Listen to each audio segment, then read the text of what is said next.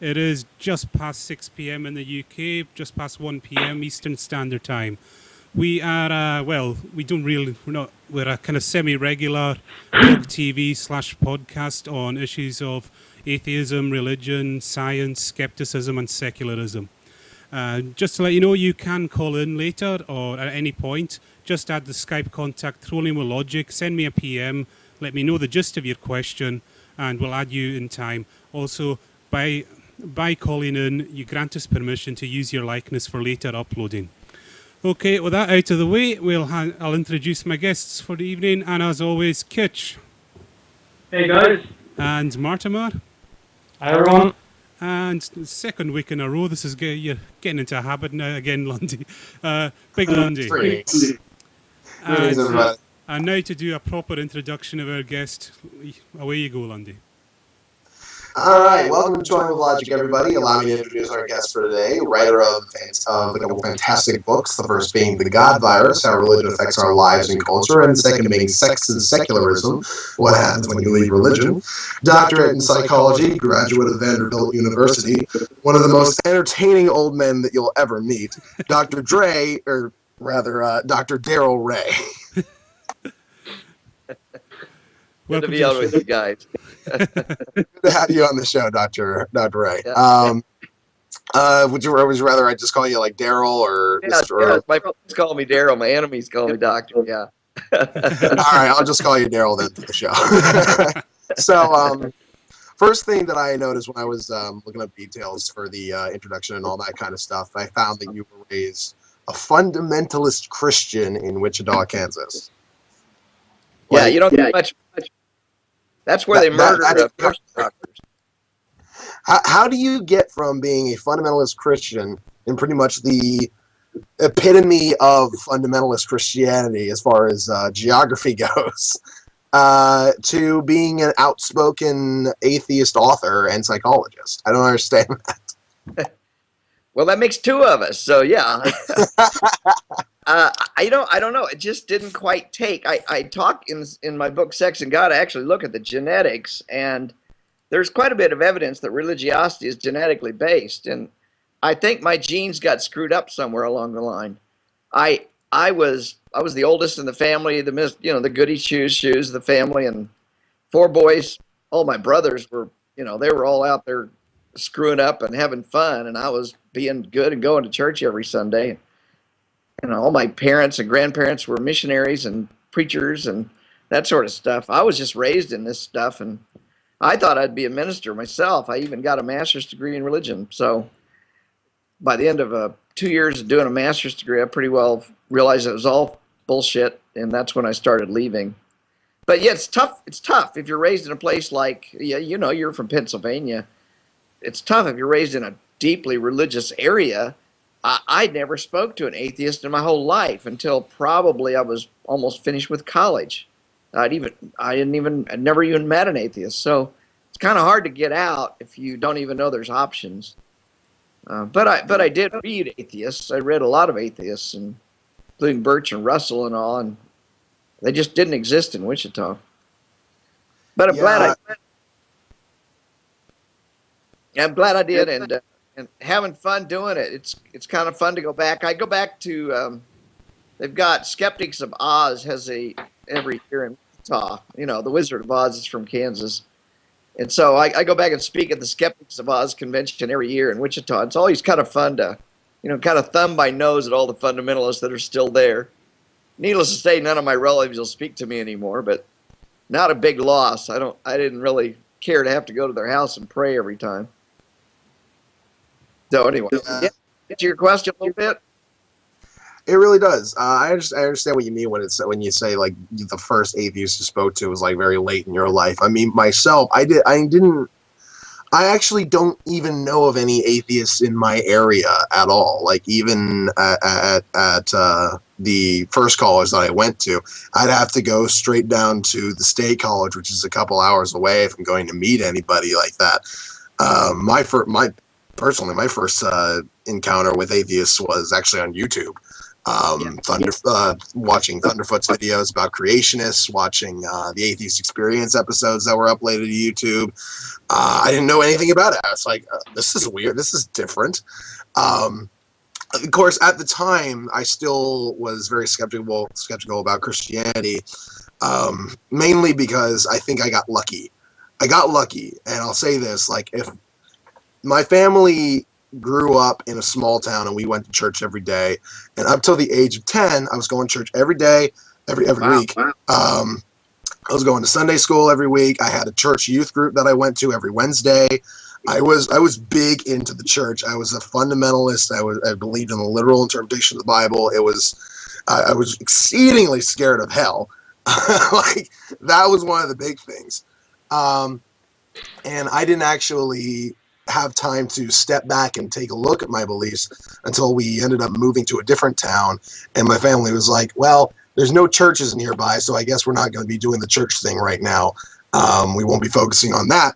So I didn't end up going to church for a while. You stepped out of that bubble.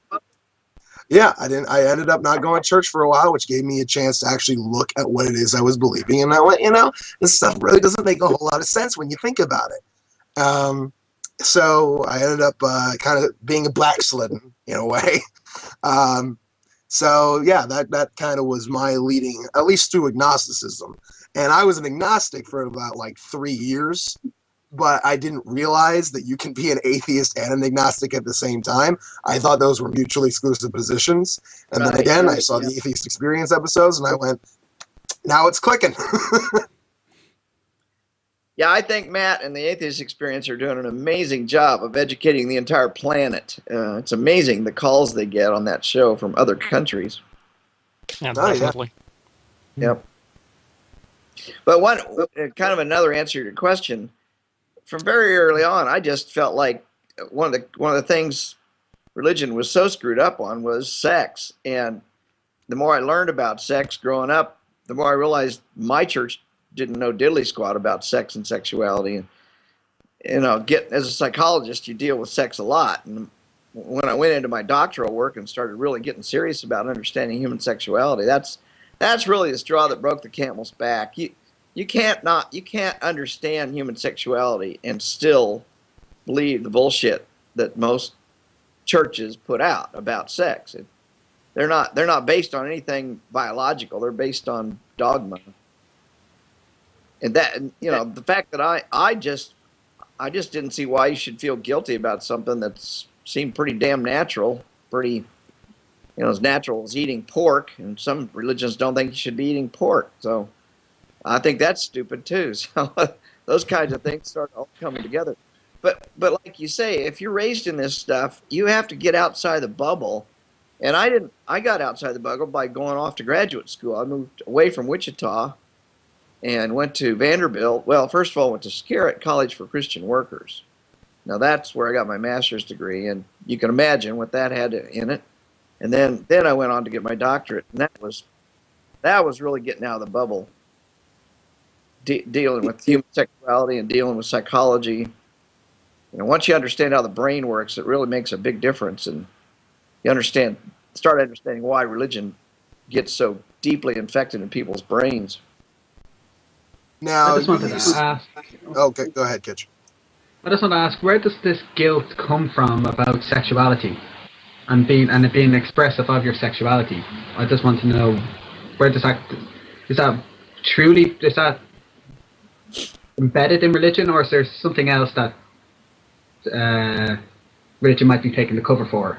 You know what I mean? Is it the mindset or? Well, Kitch, it's an excellent question. I usually don't get that question this early in my conversation, so thanks.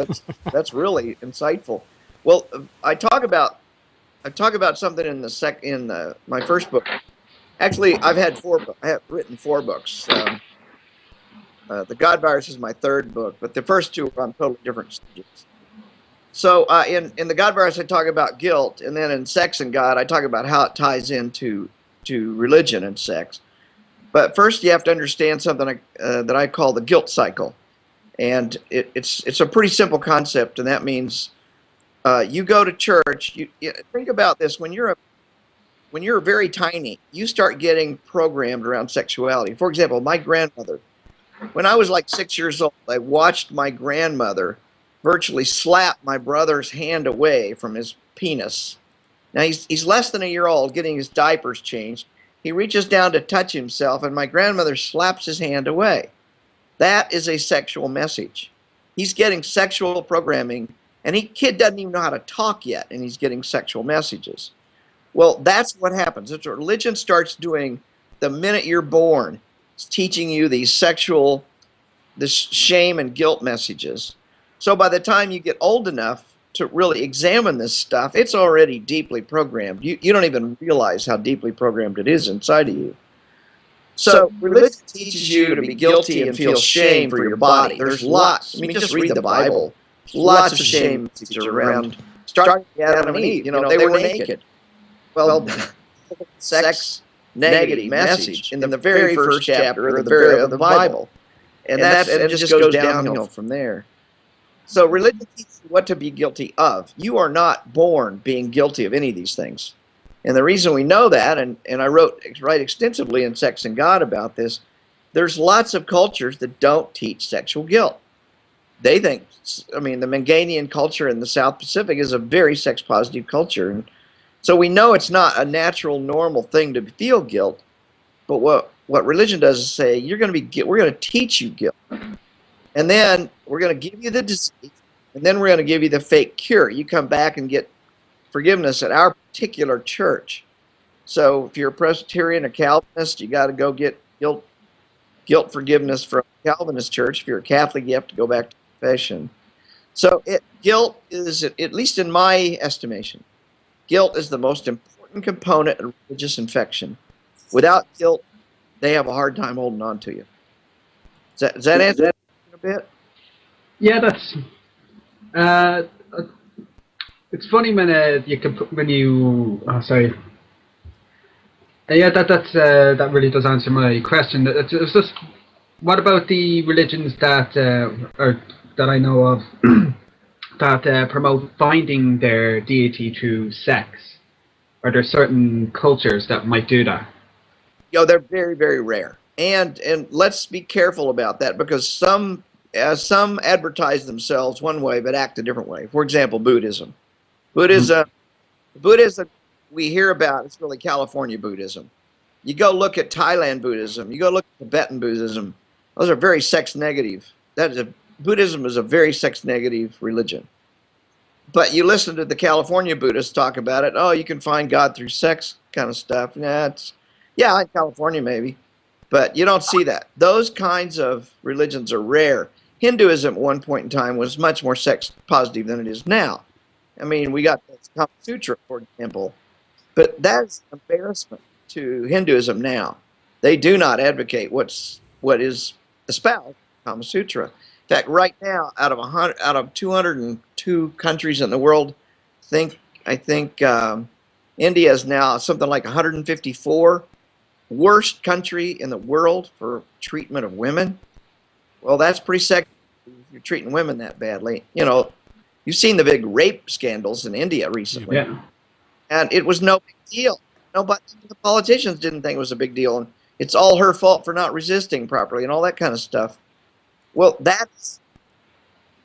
people say, well, Hinduism's sex positive. No, it's not. Buddhism is not. The only sex positive religions really are things like Unitarians. They're sex positive. And pagans and Wiccas, those are pretty sex positive religions. But they are teeny tiny religions. They're a minor size. And you'll notice the most sex positive religions are not growing. They're dying. You're not seeing some people joining the Unitarian Church. You're seeing a lot joining the guilty Baptist Church or Presbyterian, fundamentalist Presbyterian branches and stuff. Because they introduced the kind of hook for the fish, so to speak, and the sex positive religions don't introduce that. So there's little compulsion to keep the people there, which is weird, because I would think that if there's a religion that shows you that something that you do is a good thing, something that you naturally do, something that you naturally come across as a good thing, you would think that would attract more members, but apparently the thing that attracts more members is the whole guilt thing. Right, right. And about, it's probably been somewhere around 2,600 years ago, religions discovered this guilt cycle piece, and they started using it. I mean, Judaism started using it, Zoroastrianism started using it, later Christianity, and then later Islam. Every one of the major religions use sex negative, guilt-based, shame-based messages. And it keeps you, but here's the reason why it works. They make you feel guilty about something you're going to do anyway. That means when you do it, the only place you can get forgiven is the church you learned it at. You never hear of Catholics confessing to Muslim imams. And you never hear of Muslims confessing to Baptist ministers. Because a Baptist can only get forgiveness at the Baptist church. They can't go get forgiveness at another church. So that's why it's a cycle. It brings you back to the place you learned the guilt in the first place. We have a few questions from the audience, generally the same guy. Grim King, one of our guests, asked the question, you've said before that religiosity may have a genetic component to it. In that case, in that light, does the birth rate of Christians and Muslims matter concerning the religiosity of a country? Well, it could well have an effect on it. The problem is when you mix genes up, you don't know what you're going to come out. It's like going to the casino, throwing some dice. If two parents are very religious, there's a higher probability, just like if two parents are both blue-eyed and blonde-haired, there's a high probability you're going to come out with a blonde-haired, blue-eyed kid. But lo and behold, lots of blonde-haired, blue-eyed people have non-blue-eyed, blonde hair kids, you know. Now that could just be because the genes got mixed up and the dominant recessives got mixed up and somebody comes out with a different, or it could be somebody's messing around when they shouldn't have been. And we know religionists mess around far more than they ever admit to. I mean, I've been doing some research, well, I did a lot of research for the book, but continuing research around divorce rates and affairs and things like that. And among Christians, the divorce rate is 50%. Christians have as high as divorce rate as anybody else, even a little bit higher. And ironically, Christian ministers have divorce rates equal to the general population. So what we do know about the genetics is it's only 50% genetic. The other 50% comes from other contributions, the epigenetic and the cultural. So I write about in Sex and God, there's three components to your behavior, the genetic, the epigenetic, and the cultural. And the cultural is probably less than or about a quarter of your behavior. So parents who raise kids, you see these parents who are super religious and they raise their quiver full of kids. You know, they have 7 or 8 kids, and there's always, it seems like, 1 or 2 that leave the religion, and never come back. So that's pretty good proof that the genes aren't totally determinate. There's a lot of other things going on. Just like you could have 2 heterosexual parents have a gay kid. That's just happens. And of course, the religious people think that's horrendous. I have a gay child. Go pray the gay way or something. But that's the way genes and epigenetics work. I don't know if the audience is familiar with epigenetics. We did have Christopher Wanjek on, the health journalist, and we had a good long talk. Oh, and Massimo Pigliucci as well. We went into epigenetics then. Okay, great. Well, then they probably understand it. But yeah. I think there's components to all that. So I don't know if that answers your questioner's question, but. Okay, I think we've got another question, Lundy. We have another question, and then we have a caller who wants to call in. I'm going to get to the question first. Does Dr. Ray think that schools, government, I hesitate to ask that part of the question, and other suck organizations use the guilt cycle? Oh, absolutely they do. In the U.S., and I'm sure it happens in others, we have this whole abstinence-only training. And it's in our schools, and the federal government pays for abstinence-only training. A big part of abstinence-only training is, just say no to something you're going to do anyway. We know for a fact, and the research from the U.S. government shows, that abstinence-only training does not work. So what's the purpose of having abstinence-only training if you've got millions of dollars worth of research showing it doesn't work? Well, it brings kids and keeps kids involved in religion. That's what it does. What we see in kids that go through abstinence-only training is they delay the onset of actual penis and vagina sex. They don't delay other kinds necessarily. They delay penis and vagina sex for anywhere from 3 to 5 months. But what happens then is they have penis and vagina sex without protection, because they've been told in abstinence-only training that condoms don't work and that it's a sin to use birth control. Or they may not be told it's a sin to use birth control, but they're told so many different ways. These teachers are well trained to just walk that fine line between being religious and secular. And they are always trying to give guilt messages to these kids in abstinence-only training without openly saying, oh, God will send you to hell if you have sex before marriage. The funny thing is, every one of those teachers had sex before marriage. And when they're asked, they deny it. Because we know that 95% of all, at least in the United States, 95% of all in the United States have sex before they. Did I get off track too much there? I can't remember what the question was. Yeah, I just want to chime in here as a teacher and say that those teachers that teach crap like that make me feel ashamed of my profession.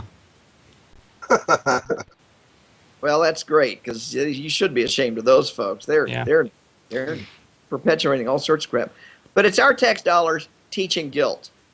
To get those kids go back to church, they go have sex with their girlfriend or their boyfriend, feel guilty about it, go back to church. And the schools are participating in this. And most of the time, not all the time, but I would say 90% of the time, the teachers teaching abstinence only are also very religious themselves. Secular teachers are going to go out and tell kids condoms don't work. That's a religious message. Yeah. I just wanted to just comment and say that I'm sorry. It can also be that the teachers are forced to teach the curriculum or they'll get fired. And that's a huge problem. In some states it is, yeah. In most states, though, the abstinence-only stuff is taught by volunteers. Yeah, sure. I just wanted to comment and say that I went to a Catholic school, and there was, it was kind of an interesting setup, because the actual sex ed portion, it was progressive. It was safe sex, keep to a single partner, good sex positive education. And then when it came to the religious teachers, they for some reason started going on abstinence only, just when they almost felt like it, almost when they were in English or religious studies, they talk about sex abstinence only, and most of us were pretty much we're not buying it. Wow, what a set of mixed messages there. Yeah. But it really makes the religion look stupid. Yeah, and my sex education was they showed a video of some salmon mating. And I'm not doing that. That's true. That was it, yeah. Salmon mating? Yep. And I'm just like saying, well, I'm glad I didn't grow up thinking that was the correct technique to use when I got a girlfriend.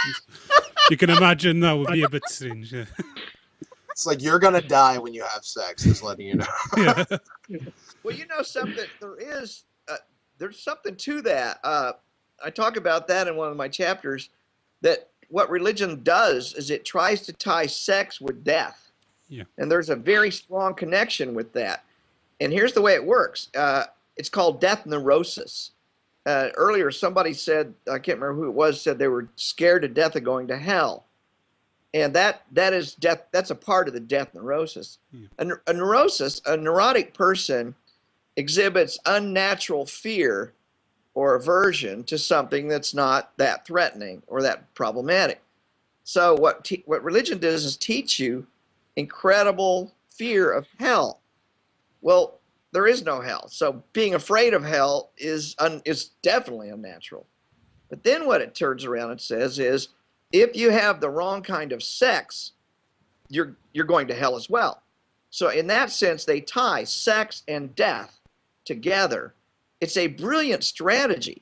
And what happens then is it means Jesus comes into your bedroom and watches the kind of sex you're having. If you're having the wrong kind of sex, you go straight to hell, do not pass go. Especially if you're having gay sex or anal sex or oral sex, or you happen to masturbate. Of course, that's wrong among you Catholics and everybody else, of course. But I use the term it's a threesome with Jesus. If you're a married religious person, well, if you're in bed with anybody, Jesus is watching. You're having a threesome with Jesus, which is pretty sick. I don't know if he's getting himself off or not, but anyway, that's. You guys are. It's more he's like third viewer and he's looking at you, shaking his head in contempt. It's very guilty. I'd like to welcome our first caller to the show. Jay, do you have a question for Dr. Ray, or rather Darrel? Hi, Dr. Ray. Interesting topic. I want to talk about Islamic culture and how the Islamic culture put fear, especially in girl mind, from her body and from the pleasure in making love and all of that. This is ironic situation. From since we are children, or the community tell the girl, you are shame. You should cover everything in your body. You are the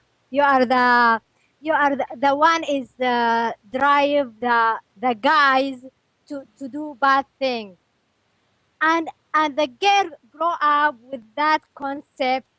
That's the psycho concept, abuse concept from the community. So when the girl grow up, when you look to the mirror to herself, see the shame. She is not proud for her body, or she's not proud even if she's imagination, some sexual imagination as natural should be. She's feel guilty, so and she's feel even dirty. How can? Yeah, go ahead, doctor. Well, I just want to compliment you. That is a very, very good summary of Islam and how it works. I actually spent quite a bit of time writing about that. Islam is a very interesting study in human sexuality. So let me illustrate what you're saying. I try to discriminate between guilt and guilt and shame. And you've used both terms as you describe Islam. Well, what different religions use guilt and other religions use shame more. Almost all religions use guilt and shame, but they use them in different measures. Islam uses shame much more than it uses guilt. And here's the way it works. Guilt is an individualistic emotion. I feel guilty when I masturbate because I know Jesus saw me. Now I have to pray and ask forgiveness. Nobody else needs to know that I did that for me to feel guilty. Shame is very different. Shame is a communal illness. The entire community feels shame. So when a Muslim girl dresses inappropriately or has a relationship with a boy when she shouldn't be, or writes a letter to somebody she shouldn't be writing a letter to that's sexually explicit or something, then once that's found out, the entire family feels shame, and that brings shame back on the entire community. What I've identified is it's a patriarchal religions. The more patriarchal a religion is, the more it uses a shame-based system. And Islam is about as patriarchal a religion as there is on the entire planet. There's one other religion that comes in a distant second, and that's Mormonism. Mormonism is a very patriarchal religion as well. But so what you get is a religion that teaches women shame at every level. From the minute they're born, they're taught shame, shame, shame. And when they get to be sexually mature, they have to cover everything because it's the fault of the woman for any direction in terms of the males around them. And if a woman gets raped, in some cultures, she is the guilty party. She can be killed for having been raped by her own brother, by her own father, by a neighbor or an uncle or whatever. I mean, it's an insidious system that puts the onus for protection of the sexuality on the female. And here's why it works so well. Patriarchal cultures say that women are owned by men. The father owns the daughter, and he has to protect her virginity until he sells her to a husband or gives her away in marriage. And then the husband has the right to expect a virgin when he gets married to her. And then from then on, he owns her. He owns her sexuality.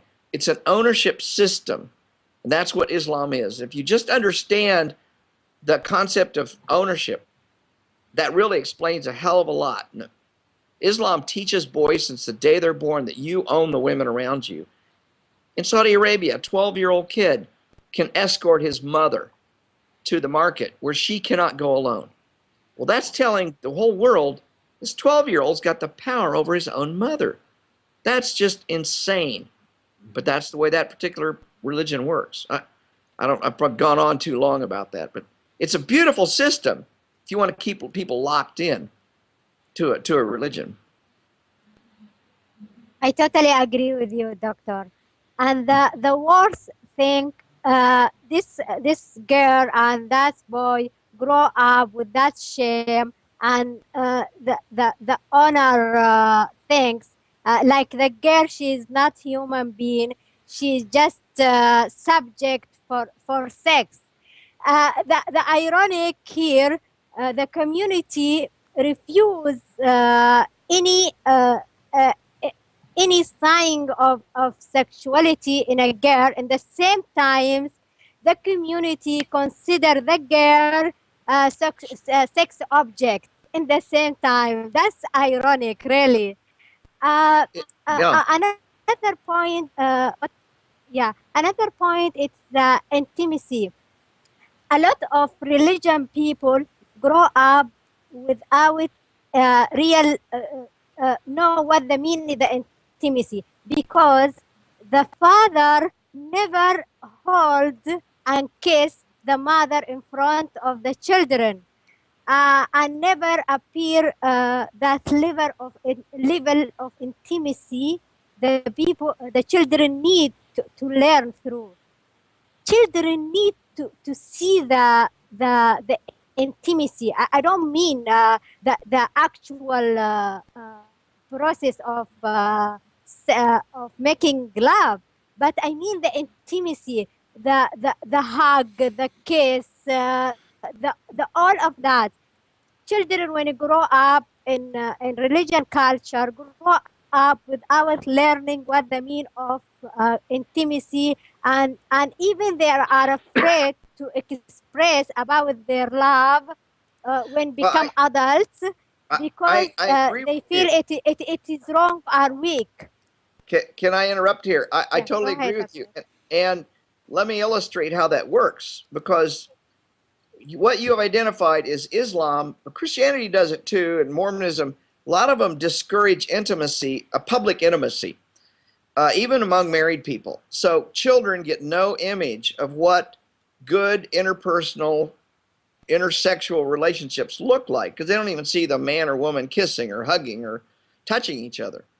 But think about this. If you were a child in the Hadza culture in Africa, or if you were a child in the Manganian culture in South Pacific, or a child in the Iroquois culture 300 years ago or 400 years ago before the Europeans invaded, you would have the opportunity not just to see your parents having intimate kissing. You might even see your parents having sex.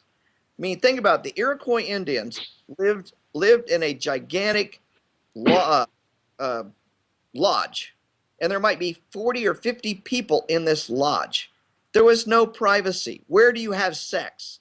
Well, you have sex right in the middle of the lodge, in your sleeping area. And nobody paid much attention because sex was just a natural part of being human. So you get this extreme of a lot of cultures, especially hunter-gatherer cultures or early farming communities where they lived communally. Sex was a common part of everyday living, and it wasn't hidden. When you hide your sexual behavior, you're saying that is the important sign of shame. When you can't be open about who you are and what you are, you're giving shame messages. You're telling everybody in the world, I am ashamed of my body. I'm ashamed to show affection. And different cultures do this in more or less degrees, but Islam is the worst, absolutely the worst on the planet, I believe. There's just very few religions that could even be close to that. So I agree with you, and I just want to contrast for the listening audience how much different our sexual perceptions would be if we lived in an Iroquois lodge and we saw people having sex every day and nobody thought a thing about it. Well, here's another thing. In South India, women used to routinely be topless. It's a very hot climate. I mean, 110 degrees Fahrenheit, 45 degrees Celsius or more. So women were not required to wear tops until Islam invaded India. When Islam invaded India, even though they did not conquer South India, they did rule South India, and they enforced women dressing more modestly. Can't go to South India and see women walking topless, whereas 500-600 years ago they were walking topless, or even more, maybe 700 years ago. So you can see the influence whenever Islam enters into a country, a new area. It's like an infection. It's like an invasive species coming into a new ecosystem. It takes over that ecosystem, that cultural ecosystem, and forces its incredibly sexually repressive ideas. Christianity does the same thing. It did it in South America. When Catholicism came into South America, one of the first things they did, put your clothes on. When Presbyterians came into Hawaii, first thing they did was say, put your clothes on. And if you don't, you're going to die. And of course, in Hawaii, half the population had scarlet fever and smallpox within a very short period of time. So if you tell people God's punishing you for not having your clothes on, and half your population dies, you're probably going to start believing they're God after a while. Yeah. Okay, go ahead. Insightful comments on your part. Their gods, the all gods with S, they, like the theists said, they create human being naked. So how is after that punish us because we don't want to be like their gods created? That's ironic. The point that I agree with you totally again, Islamic is the worst religion as religion. I don't say as a people. As religion is the worst religion, I think so. Even humanity, no. It is abuse human rights in every level. It is awful in every level. Really, I cannot imagination there is other religion awful like Islam. I know there is all religion is the silly and nonsense. It is the We're starting to lose you, Jay. Yeah. Well, let me just respond a little bit to what she's saying there. The fact is, sex is my hypothesis that I explore in Sex and God is that sex is the fundamental, foundational component of of all the major religions. And Islam has found that the more you make people feel shame and guilt, the more you can hold on to people, the more you can keep them within Islam.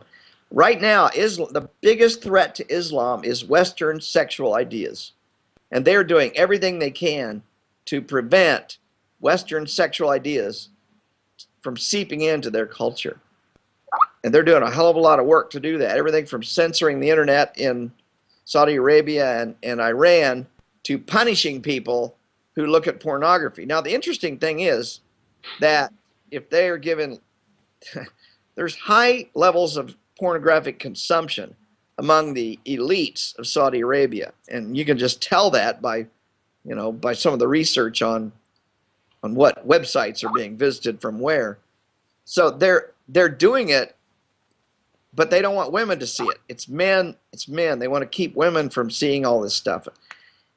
And in Islam, men are given a lot more leeway. A man can can fly an airplane from Saudi Arabia to the Netherlands and pay a prostitute and do whatever he wants with no guilt. And Muhammad did not condemn that. But if a woman got in a plane and went to the Netherlands and decided to have a boyfriend or a sexual dalliance, she could have her head cut off. So there's huge differences. And so it's incredible inequality in sexual permissiveness. But what this does is it breeds abuse. It breeds misogyny, and Islam, and I don't want to just rag on Islam, but it is the worst, I think. But I think Christianity and forms of Christianity are just about as bad. Mormons are, they're pretty darn bad. Fundamentalist Presbyterians and Baptists are pretty darn bad too. Thank you, Dr. Ray. My pleasure. I will leave now. I am really appreciated your appear in Trolling with Logic. Great. Bye-bye. Thank you. Good. Thank you. Thanks for the call, Jay. Calling. Bye. Oh, it's a pleasure. Yeah, we also appreciate you showing up on the show. It's always good to have a fairly well-known person come on the show and give us a little bit of attention. Our tiny little podcast that we got going on. So we have a couple more questions from the audience, both from a user named Polymath. The first question he asks is kind of a fun one. Can God make a bus full of children so sexy that even he cannot resist them?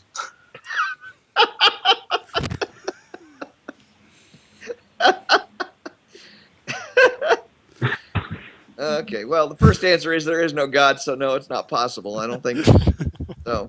But he can make a bus full of children so sexy that a Catholic priest can't resist them.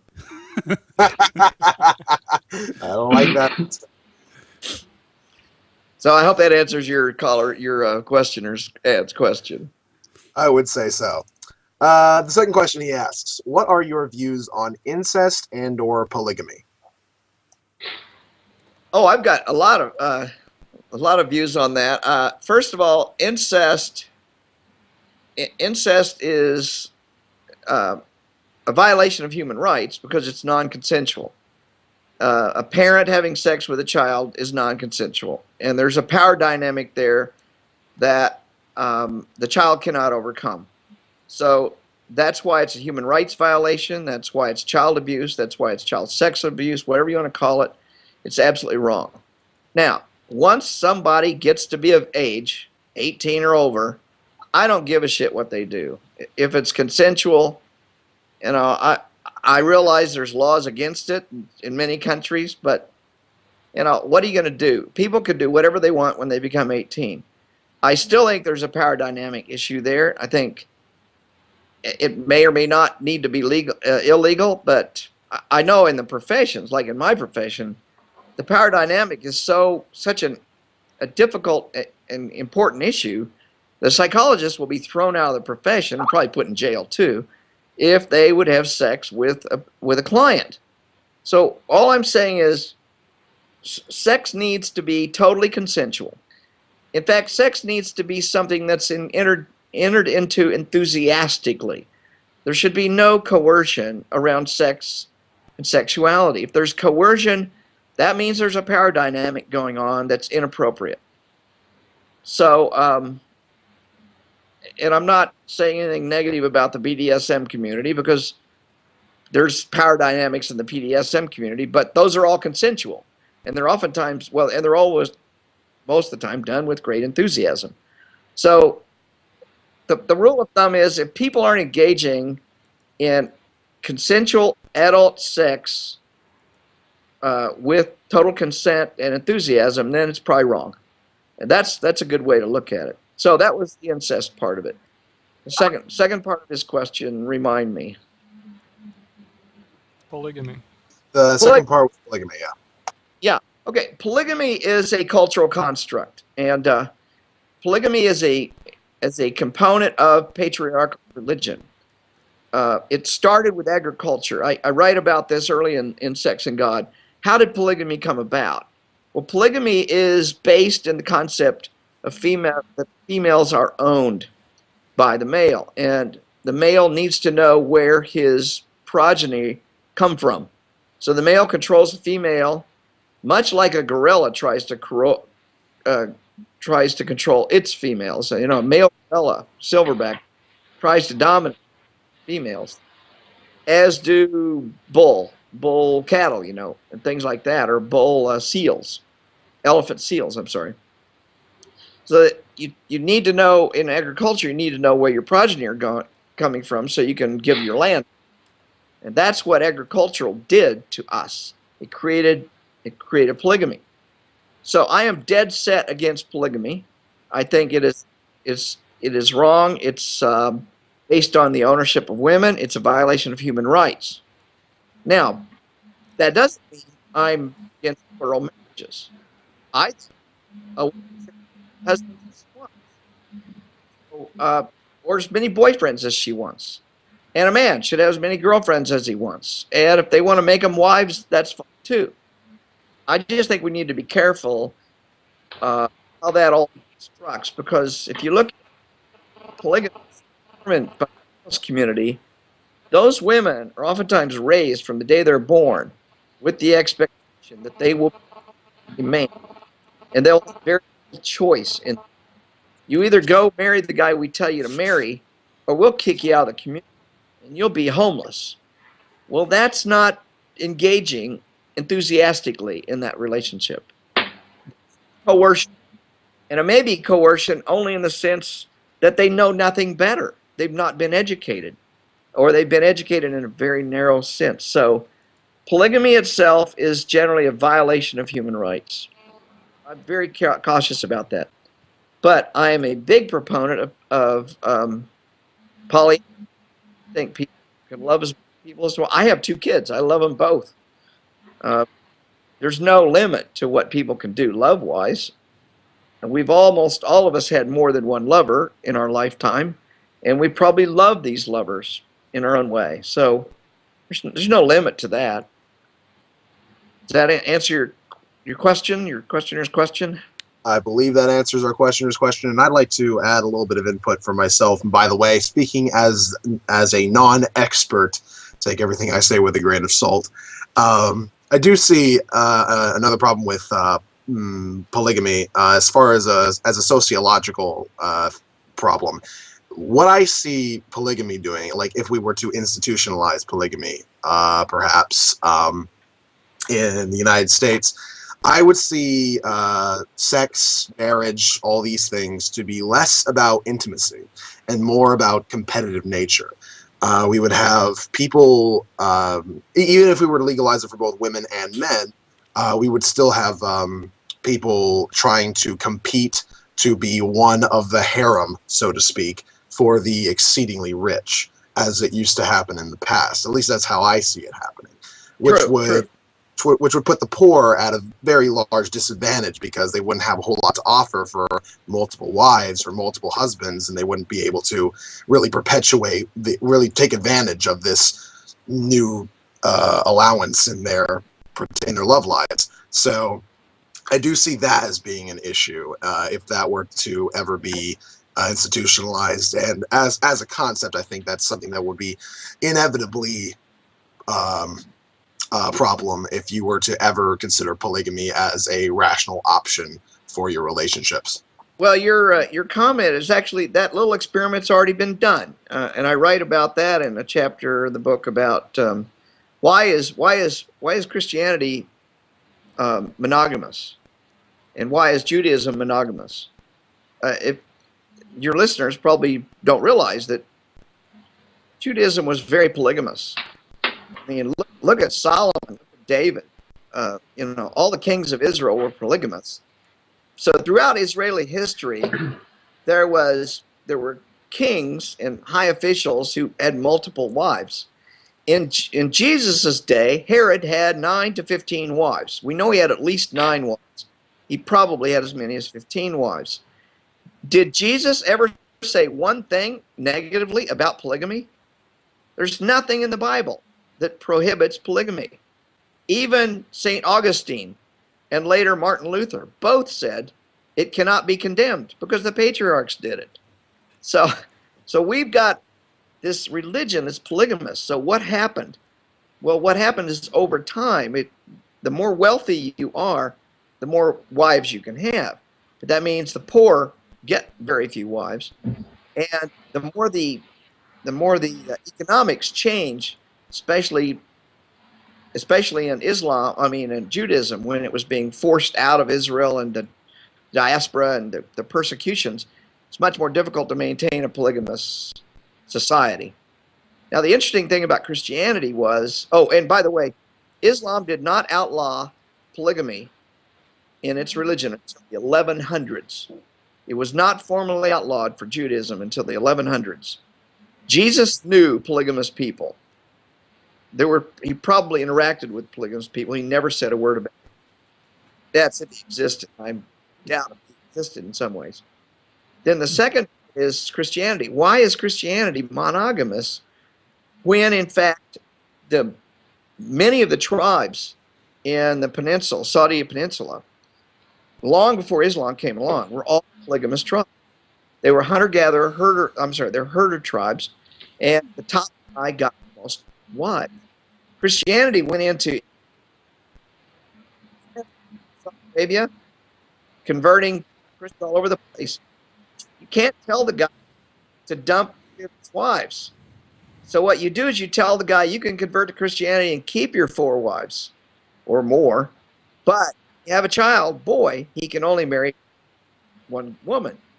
The nice thing that happens there is you still get all the money and wealth of that polygamous man, and you convert the whole society into a monogamous society in about 2 generations. And that's actually the way it worked. Christians don't talk about that. But when Paul was running around doing his thing in the Mediterranean, he was interacting with polygamous people all over the place.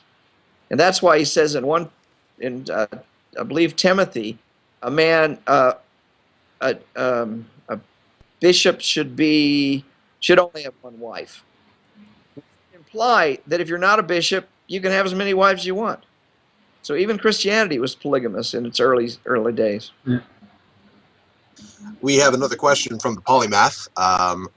He wants to know your perception as far as Pentecostals, specifically using controlling techniques as far as sexuality goes. Is there any sort of like substantial difference between them and any other sects? Well, first of all, Pentecostals are batshit crazy. We can just establish that right off the top. Anybody talking in tongues and having regular hallucinations and conversations with deities, there's something really strange going on there. But that's really no different than early or any other cult, including Christianity, Catholicism. I think Pentecostal sexual guilt, every religion, as I write about in Sex of God, every religion has its own unique pattern of sexual guilt. And the Pentecostals have a unique pattern that's different than Catholic sexual guilt and different than Jewish sexual guilt or Islamic sexual guilt. It's still insidious. It's just its own method. I don't know if you've heard, I believe it was the Atheist Experience number 645. First time I was on, a guy named Rich Lyons called in to talk to me specifically, and Matt on the Atheist Experience. And he told the story that I recount in my book. he told the story of being married 20 years to his wife as a Pentecostal minister, and they had sex 12 times. He also tells the story that at one point in time, virtually every man in his congregation came to him for counseling because their wives had totally lost interest in sex. Now, can you imagine 200 or 300 men over the course of a few years coming to Rich, who's only had sex 12 times? I cannot imagine that lifestyle. I can't either. But so what, in answer to your question, or the question, what Pentecostalism is doing is women have at least as high a sex drive as men. Women like sex a lot. And quite frankly, a woman can have a hell of a lot more sex than any man could ever satisfy. Just the way they're built. So if you have that high a sex drive and capacity, Pentecostalism is able to destroy that in 300 parishioners in Rich Lyons Church. That is incredible power within a single religion. I suggest it's more powerful than Catholicism. They've got a better lock on sexual guilt than even the Catholics had. Now the Catholics are losing it because nobody listens to the Pope anymore. They're all on birth control. Or they're all abstinent. I'm not sure which. I just wanted to actually come in with a question of my own. I just want to get into the God virus, mainly because I'm studying microbiology and it's quite an important subject, so I really love the connection between religion and virology. I just want to ask two questions. One, on the lead up to the show, I actually tried to buy the God virus, but over here I never realized it, but it's actually sold as the religion virus in Europe. I just want to know why. No. There's another book called The Religion Virus. That's not my book. No, there's two books. Religion Virus is different than my book, The God Virus. Okay, so that pretty much answers that one. And I just want to how did you notice, or how did you come about this observation of religion and viruses and being able to analyze the two, or have the two as an analogy? Well, words. I read in 1989, Richard Dawkins published an essay called Viruses of the Mind. And of course, in his earlier book, The Selfish Gene, he talked about memes and memetics. After I read that essay, and of course read The Selfish Gene, I didn't read them until much later, like in the early 2000s, it hit me like a ton of bricks that he's a biologist, but this method, this idea of memes and memetics, works pretty darn well for religion. Now he does talk about that, but he's not a psychologist. And I also looked at Daniel Dennett, he's a philosopher, and I looked at Sam Harris, he's a neuropsychologist, but not clinical, and what's the Christopher Hitchens. I love all these guys, but none of them are psychologists, and none of them are looking at how religion actually gets into the brain.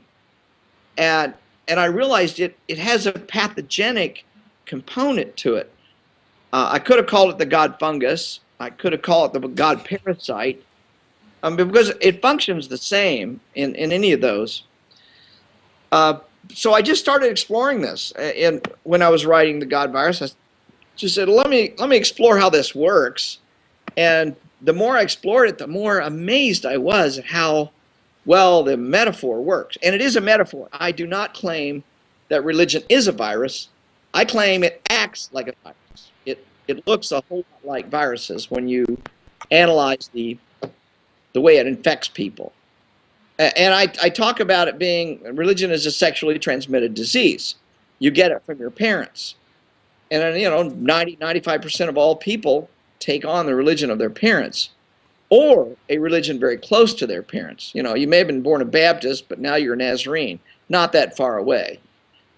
So that's how I got into this. And once I realized how well it worked, I just kept exploring it, and the metaphor works remarkably well. The metaphor of infection and transmission of disease. I mean, when a Jehovah's Witness comes to your door and knocks, or a Mormon comes to your door and knocks, they're trying to sneeze on you. They're trying to give you their God virus, just like somebody sneezing on you somewhere else gives you a cold. Does that answer your question? Yes, and I just want to maybe take this analogy a little bit further. How do you get vaccinated, or is there a vaccine for religion? Yes, Education. works perfectly. As we're seeing this year in the United States, the flu vaccine's only 60% effective, which actually is pretty good, but there's no way to totally protect against this. But let me just illustrate this. If you're raising children, the religion has to get you into religion while your rational immune system is still immature.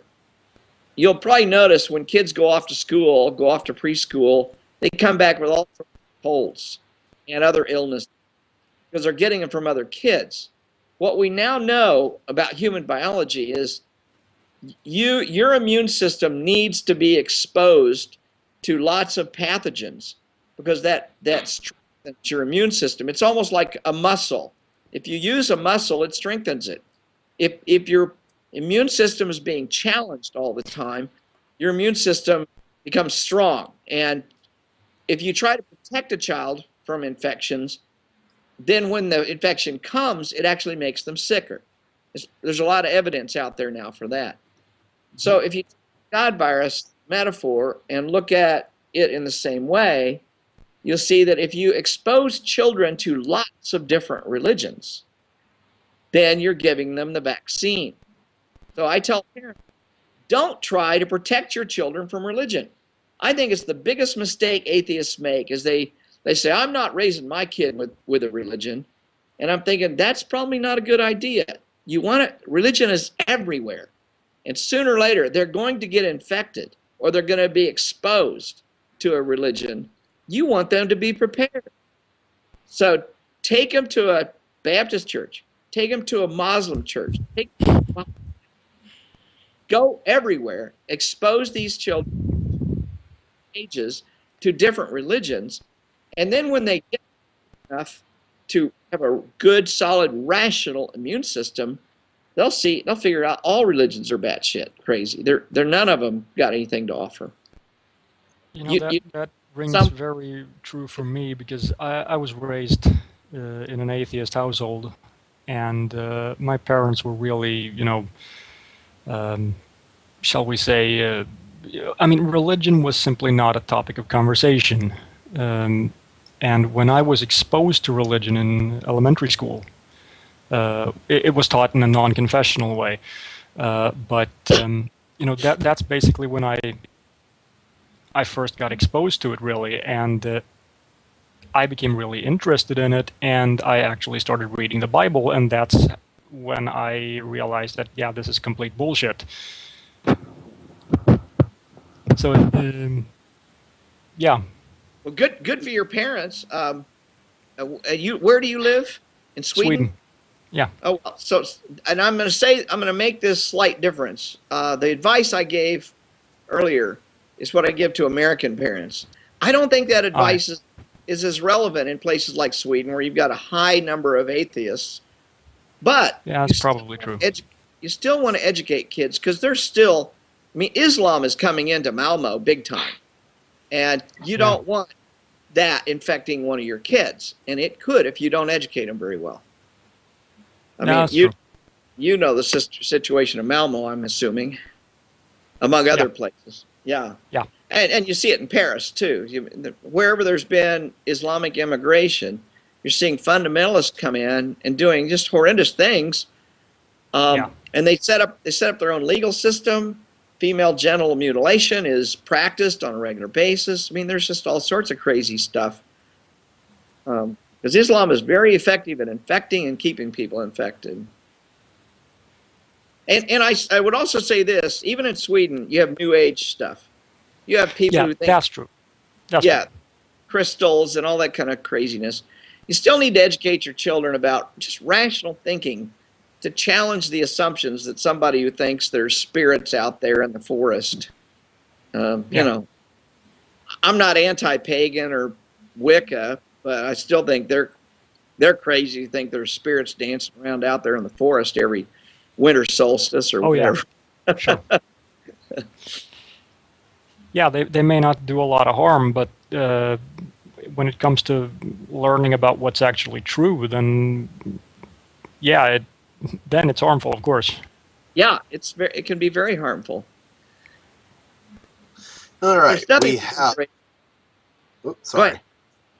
I was just going to say we have another question from the audience. Wild Eyes asks, is it true that many religious people that are raised in a religious household, because I believe it's true that many religious households tend to be okay with sort of spanking the child.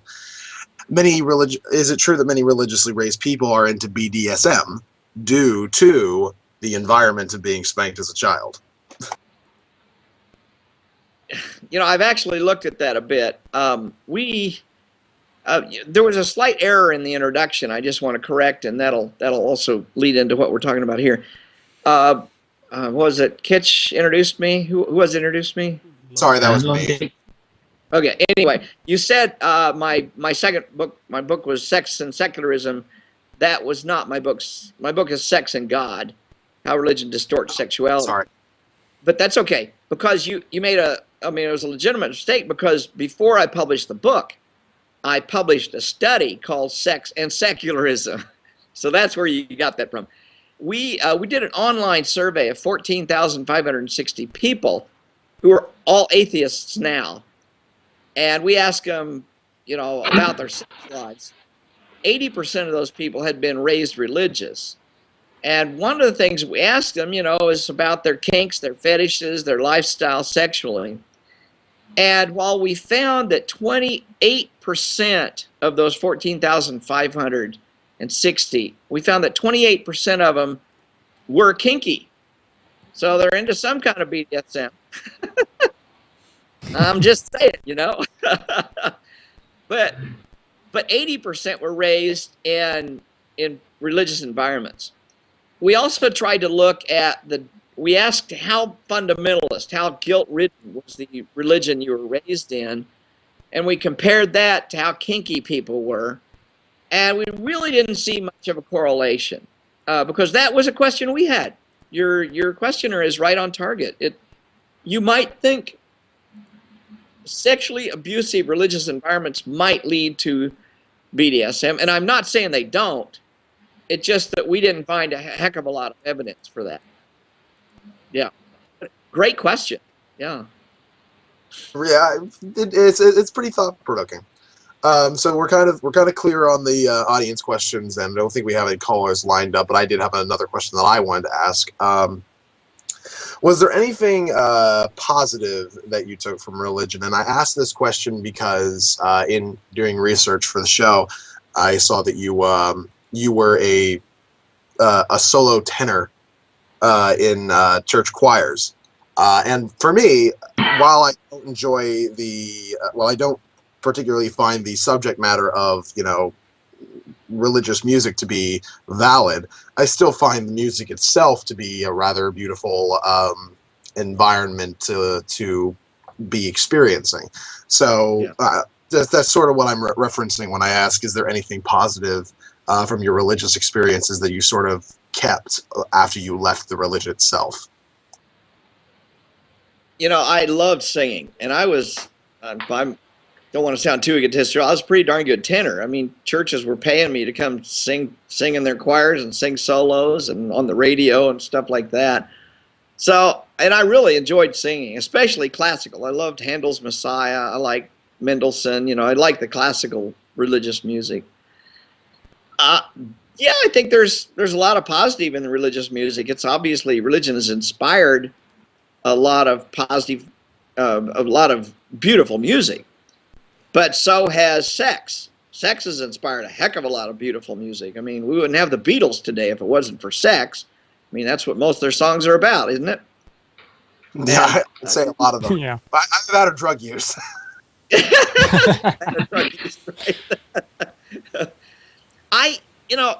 Yeah, you could probably find something good about religion. I just look at the harm it creates, the incredible amount of problems it creates, and how it puts complications between you and the real world. The benefits are just far outweighed by the liabilities.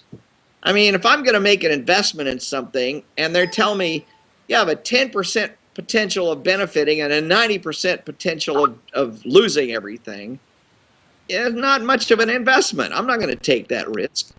And that's what religion is. Yeah, you might go to church and enjoy the music, but let me illustrate something to you. And I use this in my talks, especially when I talk about my book, The God Virus. And I'm glad we cleared up that little difficulty, because I would, much prefer you read my book than somebody else's. And this book's not bad. I'm not going to diss it. It's not a bad book, just not as good as mine, of course. So, of course. And I was say the same thing about his. So we're even on that. Oh yeah. I like singing, so I actually sing a song in one of my presentations. I sing The Amazing Grace. Just think of the words. Amazing grace, how sweet the sound that saved a wretch like me. I once was lost, but now am found. Was blind, but now I see. Now that is a very pretty tune with very ugly words. Yeah. Yes. And trying to show in God Virus is the power of hypnosis to infect your brain. Music is among the most hypnotic activities you ever do, because most of us don't go to a hypnotist. We don't go to a psychotherapist that hypnotizes us to help us or anything. We go to church. And we go to church, we get hypnotized through the minister's sermons, through the music. The words are getting processed in your brain in one part, while the music's getting processed in another part. The words are embedding guilt messages. I mean, you're a worthless, no good piece of shit without Jesus. That's what the song is saying. Yeah. What a beautiful piece of music. So yeah, even the most beautiful stuff is filled with danger, I think. So, one of the biggest problems I had in late his career is I loved the music, I hated the words. And it was getting harder and harder and harder to stand up in front of a congregation and sing these horrendous words, as beautiful as the music was. And so one of the last times I ever sang in public, I did a little experiment. I sang a song called Jerusalem, which is a gorgeous piece with a lot of guilt messages to it. And I told myself, I'm going to get half a dozen people crying today. That's my goal. And I got up there and I sang my soul out. And lo and behold, I got a dozen people had eyes when I was finished. And then I thought to myself, I can manipulate the hell out of other people with my music.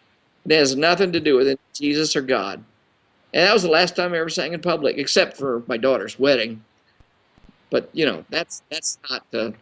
That's mandatory. You can't avoid your daughter's wedding. It's pretty religious, unfortunately. Go ahead. Have another question there? Oh, yeah. Yeah, we do. Firstly, before I do the question, I want to say that you still got it as far as singing goes. Yeah, and also I'll just put in just to let everyone know we are featured on the front page of Blog TV. So if you are watching there, come in, join the discussion. We're talking mostly sex and religion with our special guest, Dr. Darrel Ray. So come on down and enjoy the sexual speak. So we have a question from Jay, who asked, how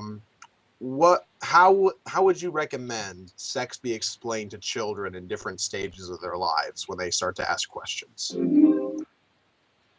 Well, that's a great question, and it's actually not as difficult as you might think. There's some very, very good books out there now that are secular and age appropriate for children. When we did our research on sex and secularism, on the online survey, we found some really interesting results that then led us to some answers about sex education for kids.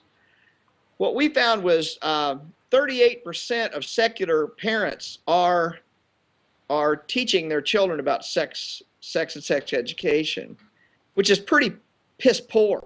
I mean, that's really bad. 38%. You would hope that secular people would be more in tune with the needs of children for information. Yeah. But we also asked of the most religious in our sample, only 13% were educating their children. And unfortunately, when they were, quote, educating their children, they weren't really educating them on sex ed. They were telling them sex is bad and condoms don't work. Yeah. So what we saw in both the religious and the secular side is there's not very good sex education going on. We also saw that the top most guilty religions were, let me let you guys guess before I say it. What's the most guilt-ridden, sexually guilt-ridden religion? Catholic. I'm going to go with Islam. I'm going to go with, I'm tied between the two, Catholicism and Islam. Okay, well, I'm not going to count Islam because they didn't have a very big sample. It was mainly a U.S., UK, Australia, and Canada responded to our survey. Right. Well, in that case, I'd go with Catholicism. Catholics, yeah. Yeah. Okay, that's what most people say, but that's not the case. Number one was Mormons. All right. Number two was Pentecostals. Number three, Seventh-day Adventists. And number four, Jehovah's Witnesses. And those top four were all really high and very close together. Mormons didn't beat anybody else out very much. Catholics were down about 60% in our sample. In other words, 40% of, about 40% of the religions were even more guilt-based than Catholics. Because I think we see a lot of cafeteria Catholics in the United States now. They're not listening to the Pope. So what we did find on the other side was very interesting, and that was, I guessed, my hypothesis was that atheists and agnostics would be the least guilty in sex. That wasn't the case, though. Unitarians had the least sexual guilt. So I started inquiring, why are Unitarians less sexually guilty? And I found out they've got this incredibly good sex education program called All Our Lives. And it's age appropriate. It's taught to every age of child up through adolescence and high school. And it's sex positive, it's gay friendly, it's, teaches good contraception techniques and all that sort of stuff. So I was just blown away. I had no idea that the Unitarians had this kind of education going on. So that's one answer I have to your questioner. Get a hold of the Unitarians' sex education. Or send your kids to a Unitarian church. I don't say go to church very often here, guys, so you heard it first. Second, get online and look for good sex education, secular books for children. And I don't have all, I've got 2 or 3 of them in my library, but I don't have them. Well, I don't even have them now. I loaned them to somebody, so I don't remember the names right offhand. So that's, oh, yeah, another answer. Honest. Don't bullshit kids. Give them age-appropriate answers. If a kid comes up to you and says, Mommy or Daddy, did you have sex before marriage? Tell them, sure I did. It's okay. But I used condoms. I was very careful emotionally. I wanted to be with the right person. We had birth control or whatever. And be honest with them. If they're 5 years old, they're probably not going to be asking that question. They're going to say, Mommy, how did the kid have kitty? How did our cat have kitties? And be honest with them there too. So I think honesty is the best policy in sex education. You won't go wrong. we have yet another question for the audience, one cross each. Adultery can be negative and damaging to relationships and families. Is religion justified in condemning it and even punishing it? Well, let's put it this way. I don't particularly like the word adultery, and I'm not going to accept the religion's definition of it. What I will say is dishonesty in sexual relationships is what I abhor. I mean, in our popular culture, we call it cheating. Mm-hmm. But I think, and I write extensively in the end of Sex and God, last 5 chapters of Sex and God are designed to answer that kind of question. I think we should be looking at how do we honestly communicate with our wives, our husbands, our children, our lovers, and not be dishonest, because I see dishonesty is rampant in sexuality. And part of that's because we've been taught this incredibly stupid idea about monogamy, that humans are monogamous, which is one of the dumber ideas on the planet. There's almost no species on this planet is monogamous, certainly not we humans. So what I try to teach and what I personally practice is honesty with my lovers. If I'm involved with more than one person, everybody knows it. Polyamory is the philosophy that open honesty about your sexuality is going to be healthier for everybody. I mean, I can't protect myself against something I know nothing about. You have the right to know what I'm doing if you're one of my lovers, and vice versa. And what a refreshing way to go about it. It's not cheating. Now, by definition, religious definition, it might be adultery. Is if I'm married and I'm having sex outside of my marital relationship, that's adultery. But I don't think that's wrong. If it's with permission, if all parties are aware of what's going on, enthusiastically, and I mean you coerced your spouse, let outside partner. If it's enthusiastic with permission, I think it's perfectly fine. So you would say that people who are perhaps swingers, if they agree with each other as far as the state of affairs goes with the context of being swingers, then totally cool, right? Absolutely. And there's some interesting stuff's gone on around that. I've noted this over the years, and even some research. Women are more reluctant to move into the swinging community than men are. But here's the irony.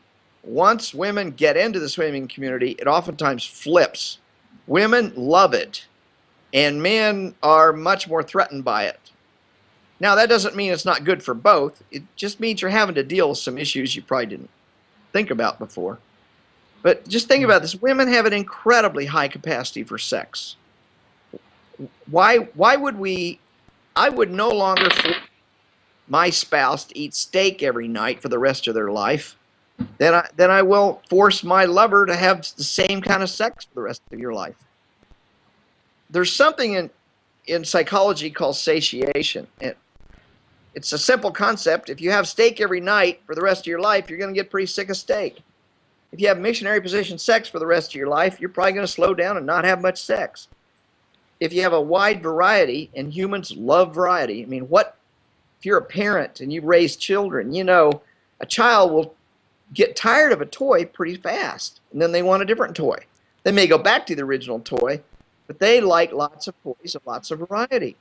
Well, the same thing for anything else in life. I want lots of different kinds of food to eat. I want lots of different kinds of sex to have. Now, let me have this with a caveat. I talk about something in the book called sociosexual orientation, and I bet most of your listeners have never heard of this idea before. You can just get online and Google sociosexual orientation, and you can actually take a 9-item questionnaire to find out what you score. People who score high on sociosexual orientation on a 9-point scale, 1 to 9, they like lots of variety, lots of stimulation, lots of adventure. People who score low generally don't want lots of sex partners, don't want lots of variety, don't need lots of adventure. And you know what? Both of those are okay. They're both normal.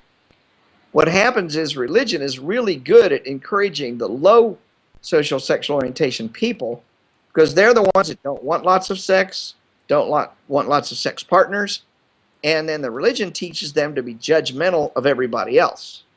It's almost like saying you're born as an introvert, and introverts are the best, so you can be judgmental about all those stupid extroverts out there. Well, it's the same concept. This is a personality construct called socio-sexual orientation. And you're born with it. It's about 50% genetic, just kind of like what we were talking about earlier on religion. If you're born with a high socio-sexual orientation, I will guarantee you, you will have a wide number of sex partners over your lifetime. You will like lots of adventure, lots of variety. If you're born with a low social sexual orientation, you may be monogamous with one partner for your entire life. And there's nothing wrong with either one of those choices. Here's the problem. What happens if you are a low sexual orientation, social orientation, and you marry somebody that's higher? Let's say you're a score 2 and you marry somebody who's got a 6. What's going to happen is you're going to have conflict in your marriage, because the 6 is much more bright than the 2 wants. If the 2 is religious, it doubles the problem, because the religious are going to say, well, you're a sex maniac, you're a sex addict, all that bullshit. By the way, get online and read Klein's article called You're Addicted to What? And he blows the whole idea of sexual addiction out of the water. There is no such thing as sexual addiction. And anybody who tells you that is probably a minister or a Sunday school teacher or a sex addict counselor, but they're not a psychologist, because psychology has no diagnosis of sex addict. How did I get to be? I'm not quite sure. We kind of went off on some tangents there. This is important information to start thinking about. That's why I wrote the book. I want to challenge every one of us atheists and secularists to look at how much we've been infected with religious bullshit. And you don't even realize how much you've been infected by it. I guarantee you're infected and don't even know it. Yeah, I mean, I've tried to get over a lot of the things that I used to consider sexual taboos in the past, and it's exceedingly difficult. But you know, if you just view things rationally after an extended period of time, you tend to kind of go into this very accepting mode, very accepting of people who want to be in open relationships, so long as they both agree to do it. I'm okay with people who are polyamorous now. I used to have a problem with it. I don't anymore. I still have a problem with polygamy, but we've went over polygamy before. Well, I have a problem with polygamy too. Yeah. Yeah, we've been over it. Yeah.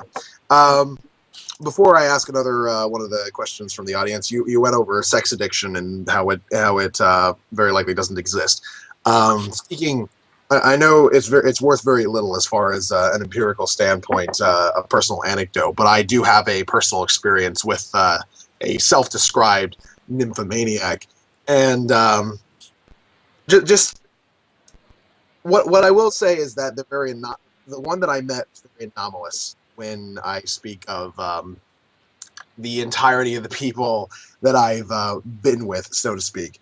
She would, I want to phrase this in a safe manner.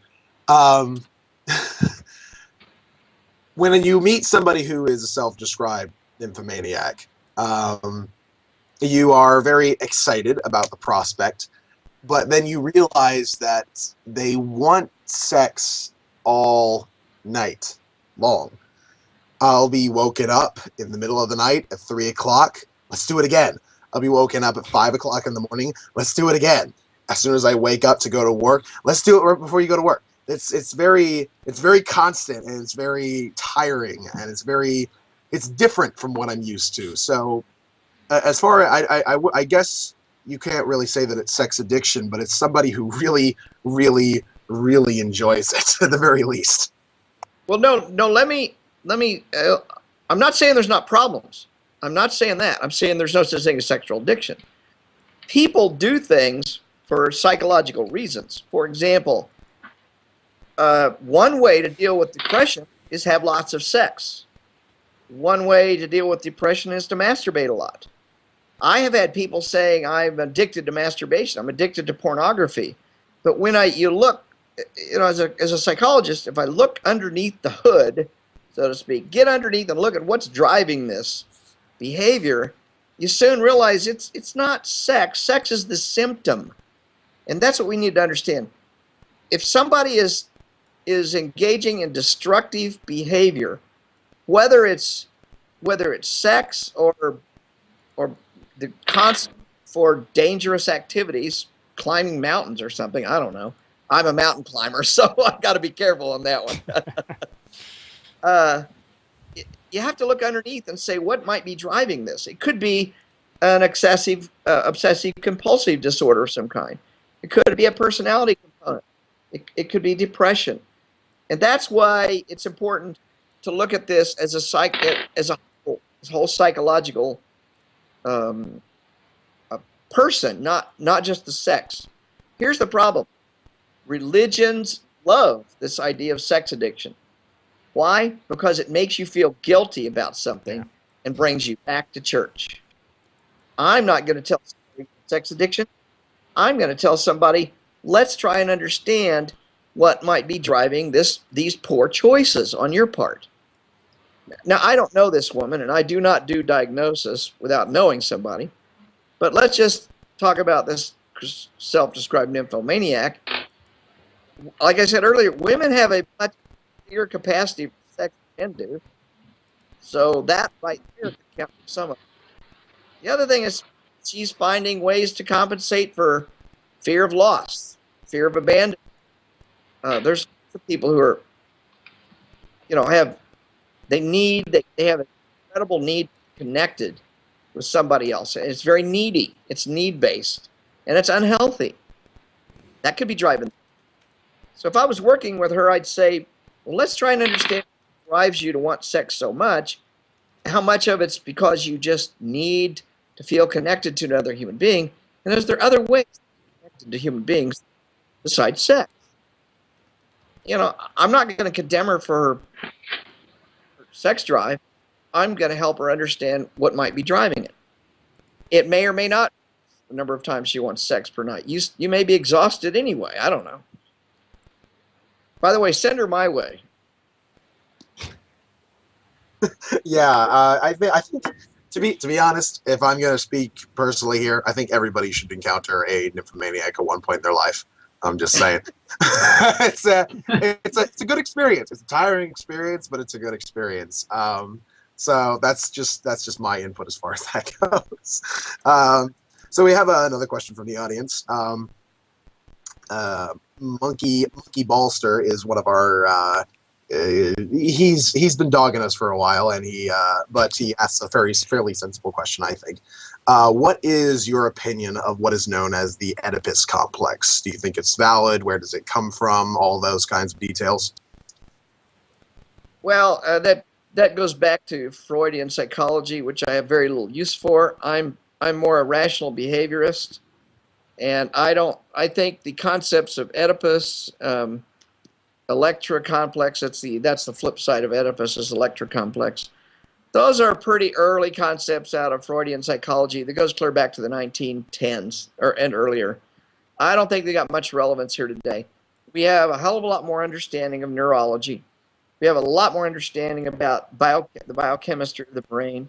We know a lot more about behaviorism. We know a lot more about how cognitive psychology works.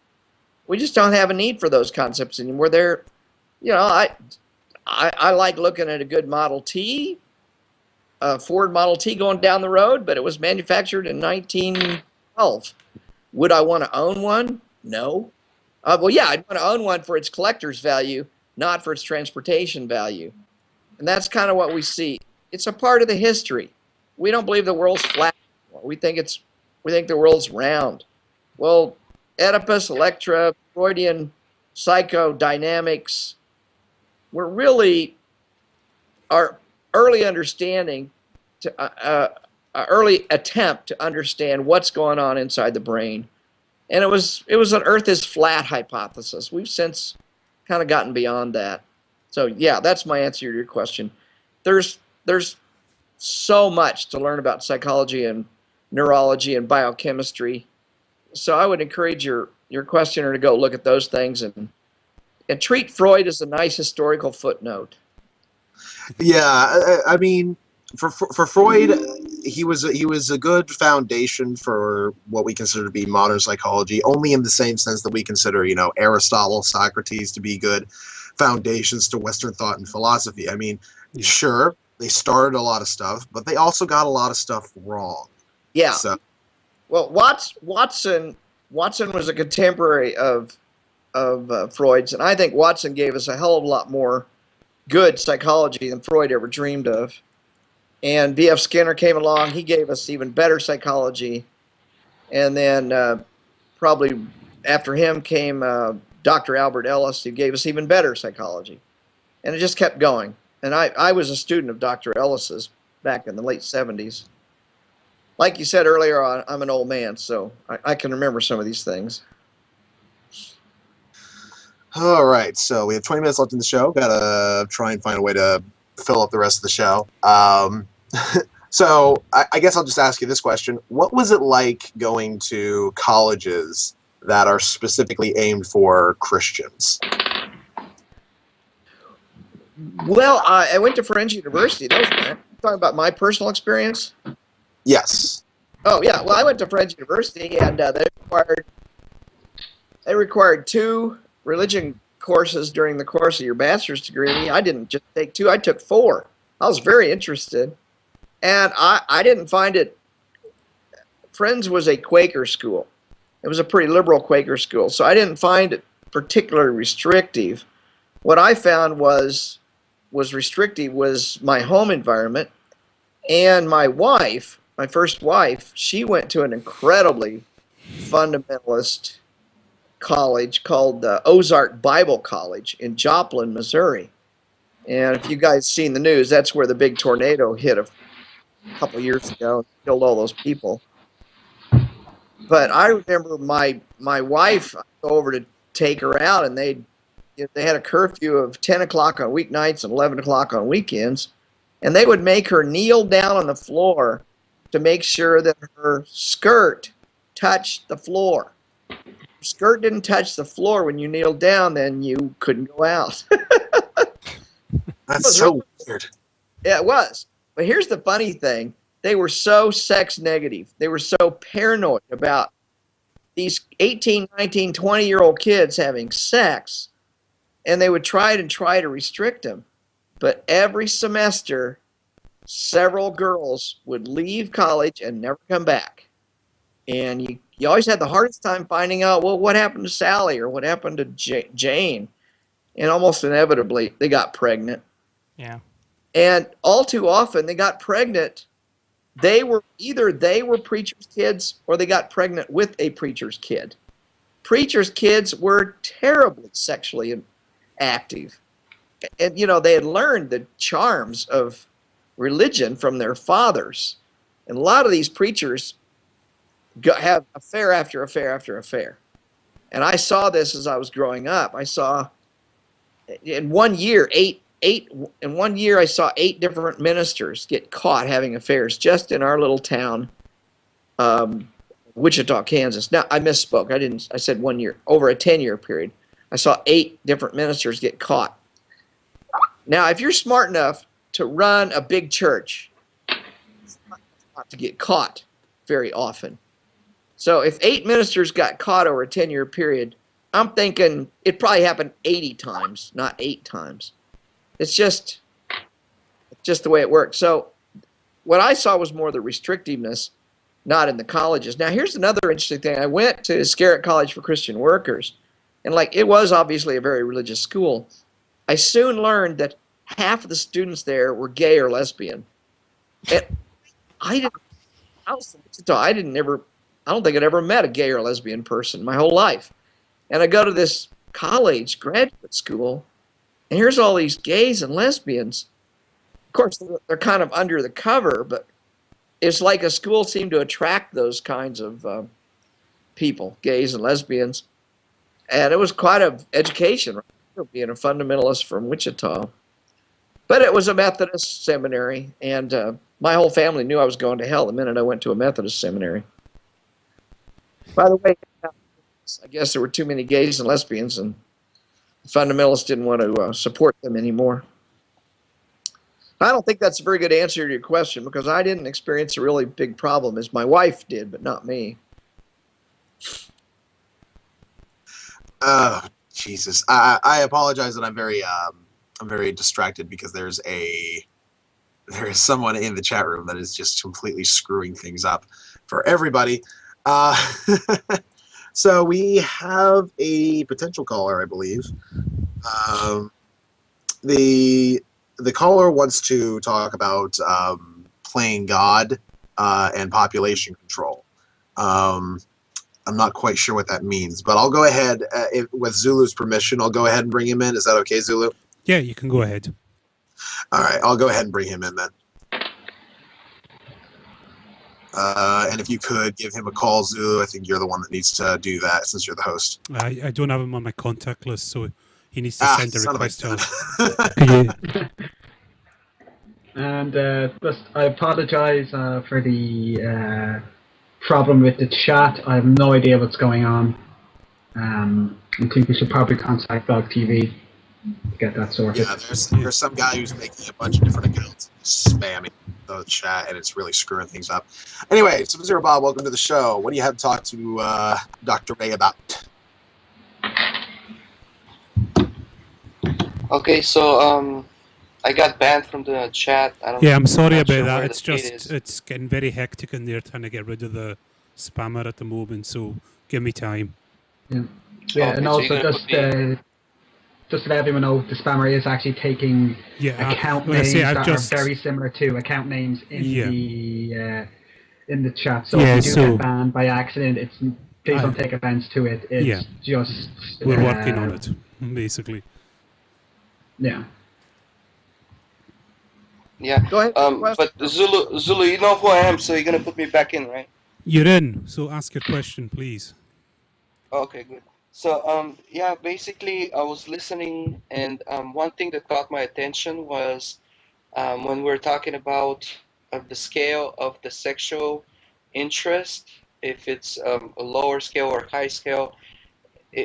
Both of these things are not good or not bad on their own, but they do have implications on what type of people do survive or do continue to make up humanity, of what humanity is comprised of.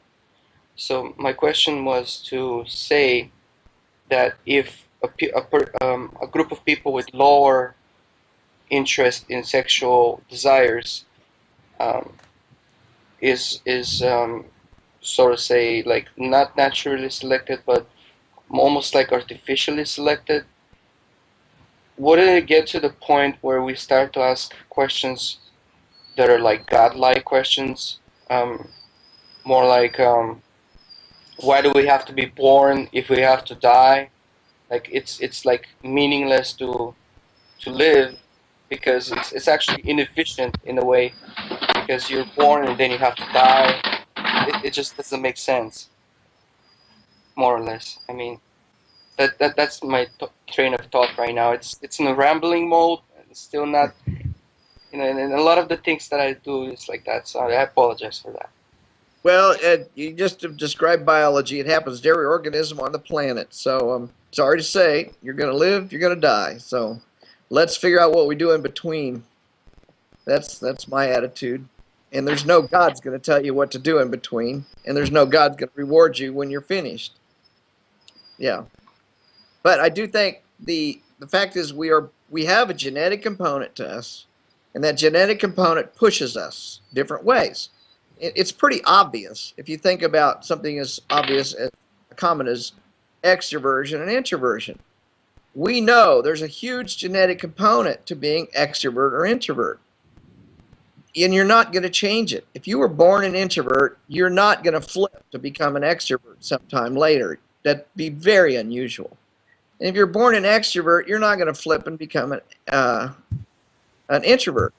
If you're an analytical kind of a person who likes numbers and mathematics, you're probably not going to turn into a Pablo Picasso and be a great abstract art painter. I mean, our brains literally are wired through our genetics in very specific ways. Now, we still have very plastic brains, and they have quite a bit of leeway there, but some of these things are just really strong. And that's what I'm talking about when I talk about socio-sexual orientation. It just is. Accept it. You accept that you have dark hair. You accept that you've got brown eyes or got light skin or dark skin. You really don't have a choice. That's the way your genes work. And that's personality. I go into some great detail in the book talking about personality and understanding personality, and recognize that 50% of personality is genetic. And religion comes along and says, but only certain kinds of personality are acceptable. And that's what I object to. Religion doesn't understand what personality does, how it functions. And one personality is social sexual orientation. That's why I talk about it so much. So I hope my rambling a little bit answered your rambling. No, actually, I'm actually able to focus my question a little bit better, I guess, because there's nothing you can do about your genetics, but the outcome of your will could be devastating to humanity. Like, for example, if I'm a person with low sexual desire or sexual exploitation, to explore sexual deviation, and I decide that it is worthless, that life is meaningless, senseless, nothingness. Like, and how can you prevent the suffering in life that everybody faces? In other words, why do you have to be born if you have to die? You know what I mean? That the whole thing doesn't look sensible to me. If it doesn't look sensible to me, and I'm a introvert or whatever the word is you use, then the one way I could do this is to play God and say the way that we can decide not to be born in order to stop the suffering of having to deal with the fact that we're going to die. And just deciding that everybody stop procreating, stop having babies, will just die off, and then that's devastating to humanity. And in a sense, it comes from this low negative approach towards having sexual desires or whatever. If that is my gene. Yeah, I don't think you're on the same track as I am at all. What you're saying is not related at all to what I'm saying. We have genetics, period, and you just tend to go one way or the other. We don't have, as humans, we don't have any trouble propagating. We got 7 billion people on the planet, going to 9 billion. We got far too many people on this planet already, and what we have seen is a dramatic decline in birth rates whenever women are liberated. The lowest birth rates on the planet are where women have the most rights. The highest birth rates on the planet are where women are most oppressed. And that has nothing to do with socio-sexual orientation. You can only want sex once a month and still have 20 kids. Having kids is not a problem. And what your level of desire is not a problem at all. That's irrelevant because we propagate so easily as a species. I mean, we're a pest to this planet right now. This entire planet is suffering because there's far too many of us using far too many resources, destroying far too many biosystems. So I'm not worried about humans being devastated. We are the devastators.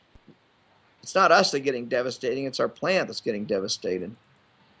So a little less birth would be a great thing. Yeah, I think a lot of people need to be responsible.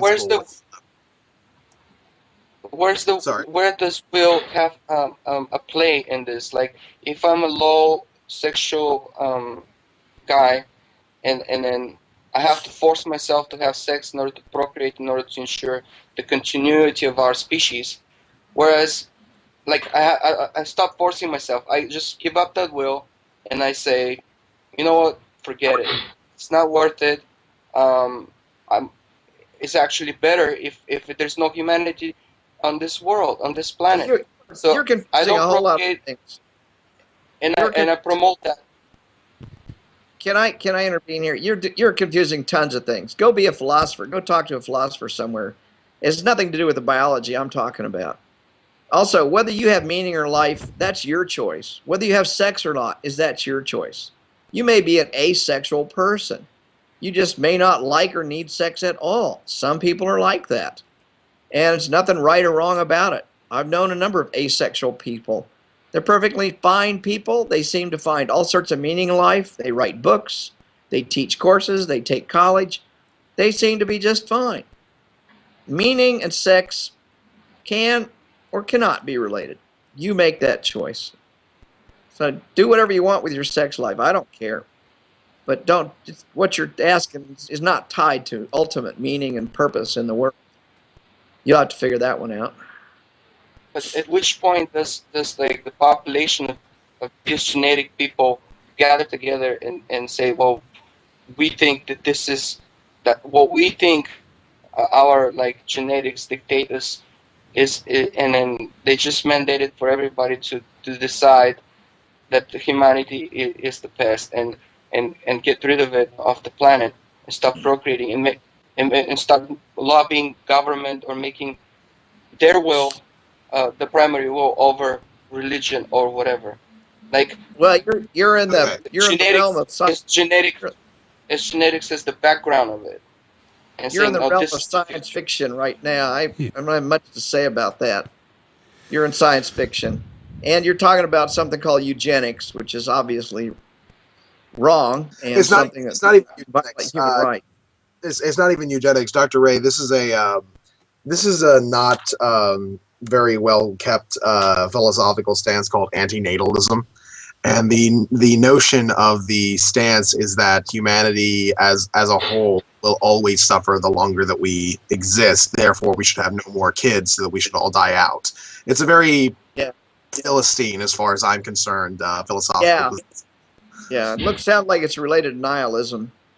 It's not even nihilism, because the people involved in antinatalism tend to believe that suffering is like the most important moral thing to ever focus yourself on, and all the good stuff that doesn't matter because none of that makes up for the suffering, because the suffering is all bad and it's the worst thing in the world. We can't get rid of it unless we're all dead, so just everyone should just die out. And it's not very out. If that's the case, here's what you go do. Go be a Catholic priest. Go be a Catholic priest. That's what they like. They like lots of suffering, and they don't like to procreate. So go for it.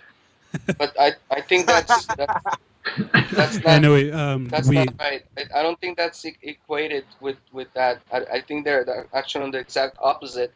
And what the question ties into is who is to make that decision, or who decides it's wrong. And who decides it's right? You decide. If you don't want to procreate, then don't procreate. Yeah. Anyway. Okay, don't tell me to wrap up. We're going to have to wrap up the show. Thanks for the call, Bob. We're going to have to wrap up. So sorry, Sub-Zero Bob. If you would have called in earlier, we would have been able to continue this conversation a bit more. But it is 2:59. We have to wrap up now. We've been going on for about 2 hours now. Yeah. So I'm going to go ahead and let Zulu sign the rest of us out. All right. Thank you very much, everyone. Thank you, all the callers, all the questions, and everyone in the chat room that's not bot or spammer. Please thumbs up for Dr. Ray. And we will be back in 2 weeks' time. Our guest is Herb Silverman, president of Secular Coalition of America and author of the book Candidate Without a Prayer. So big thanks to my team, Kitch. See you guys, and I'll see you all in 3 months' time, because I'm off to Singapore. But I think you're back for when we have Sanal on the show. You're going to make an appearance for that one. Yeah, I'm going to try to make. Can I say something before we sign off? Yeah, sure. Tell your friends in Australia that I'll be there next month. I'm going to talk in Sydney. I'm going to be in Brisbane, and I'm going to talk in Tasmania. All right. So I'm going to do a little book tour in Australia next month. And everyone in the room, if you want to find out more, go into Amazon and look up Darrel Ray, and you'll find the books there. I think they're available on Kindle as well, if I remember right. Yes. And Audible.com. They came out. They'll both be out by next month. Godvirus is out now on Audible. Okay, just And bear in mind, the recording of this is going to be uploaded to YouTube under Trolling with Logic, the YouTube channel, and it's also going to be uploaded to iTunes. Feel free to share this with your friends. Feel free to share it on Facebook. Feel free to do whatever you want with it. Yes, so long as you don't distribute it and try to sell it for money, because then we'll come after you for profit. And links to all that are down below in the playground. You'll find links to the iTunes, the YouTube, the Facebook, the Twitter, and like if you're a non-iTunes, you can subscribe to the podcast as well. So thank you very much, everyone. Good night, and we shall see you all in 2 weeks. Good night, everyone. Good night. Don't forget to rate and sub. Good night, guys, and great talking to you. Thank you. Fantastic. Religions are rare. Hinduism at one point in time was much more sex positive than it is now. I mean, we got the Kama Sutra, for example, but that's an embarrassment to Hinduism now. They do not advocate what is espoused Kama Sutra. In fact, right now, out of 202 countries in the world, I think India is now something like 154 worst country in the world for treatment of women. Well, that's pretty sexy if you're treating women that badly. You know, you've seen the big rape scandals in India recently, and it was no big deal. Nobody, the politicians didn't think it was a big deal, and it's all her fault for not resisting properly and all that kind of stuff. Well, people say, well, Hinduism's sex positive. No, it's not. Buddhism is not. The only sex positive religions really are things like Unitarians. They're sex positive. And pagans and Wiccas, those are pretty sex positive religions. But they are teeny tiny religions. They're a minor size. And you'll notice the most sex positive religions are not growing. They're dying. You're not seeing some people joining the Unitarian Church. You're seeing a lot joining the guilty Baptist Church or Presbyterian, fundamentalist Presbyterian branches and stuff. Because they introduce the kind of hook for the fish, so to speak, and the sex positive religions don't introduce that. So there's little compulsion to keep the people there, which is weird, because I would think that if there's a religion that shows you that something that you do is a good thing, something that you naturally do, something that you naturally come across as a good thing, you would think that would attract more members. But apparently, the thing that attracts more members is the whole guilt thing. Right. And it's probably been somewhere around 2,600 years ago, religions discovered this guilt cycle piece, and they started using it. I mean, Judaism started using it, Zoroastrianism started using it, later Christianity, and then later Islam. Every one of the major religions use sex negative, guilt-based, shame-based messages. And it keeps you, but here's the reason why it works. They make you feel guilty about something you're going to do anyway. That means when you do it, the only place you can get forgiven is the church you learned it at. You never hear of Catholics confessing to Muslim imams. And you never hear of Muslims confessing to Baptist ministers. Because a Baptist can only get forgiveness at the Baptist church. They can't go get forgiveness at another church. So that's why it's a cycle. It brings you back to the place you learned the guilt in the first place. We have a few questions from the audience, generally the same guy. Grim King, one of our guests, asked the question, you've said before. And it's a pretty simple concept, and that means you go to church. You think about this. When you're very tiny, you start getting programmed around sexuality. For example, my grandmother, when I was like 6 years old, I watched my grandmother virtually slap my brother's hand away from his penis. Now, he's less than a year old, getting his diapers changed. He reaches down to touch himself, and my grandmother slaps his hand away. That is a sexual message. He's getting sexual programming, and kid doesn't even know how to talk yet, and he's getting sexual messages. Well, that's what happens. It's what religion starts doing the minute you're born. It's teaching you these shame and guilt messages. So by the time you get old enough, to really examine this stuff, it's already deeply programmed. You don't even realize how deeply programmed it is inside of you. So religion teaches you to be guilty and feel shame for your body. There's lots. I mean, just read the Bible. Lots of shame around. Starting with Adam and Eve. You know, they were naked. Well, sex negative message in the very first chapter of the Bible, and it just goes downhill from there. So religion teaches you what to be guilty of. You are not born being guilty of any of these things. And the reason we know that, and I write extensively in Sex and God about this, there's lots of cultures that don't teach sexual guilt. They think, I mean, the Manganian culture in the South Pacific is a very sex-positive culture. And so we know it's not a natural, normal thing to feel guilt. But what religion does is say, we're going to teach you guilt. And then we're going to give you the disease, and then we're going to give you the fake cure. You come back and get forgiveness at our particular church. So if you're a Presbyterian or Calvinist, you got to go get guilt forgiveness from a Calvinist church. If you're a Catholic, you have to go back to confession. So guilt is, at least in my estimation, guilt is the most important component of religious infection. Without guilt, they have a hard time holding on to you. Does that answer that a bit? Yeah, that's.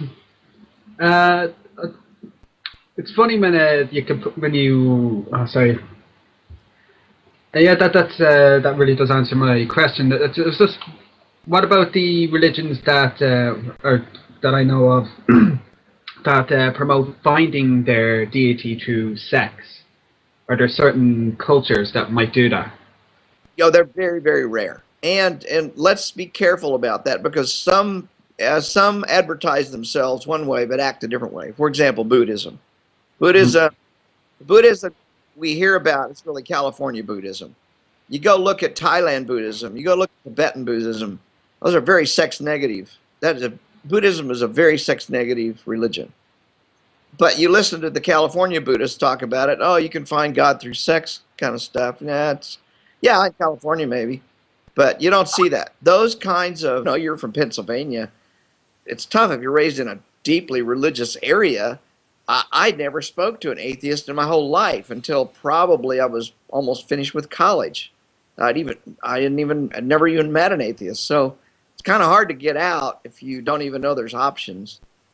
But I did read atheists. I read a lot of atheists, including Birch and Russell and all, and they just didn't exist in Wichita.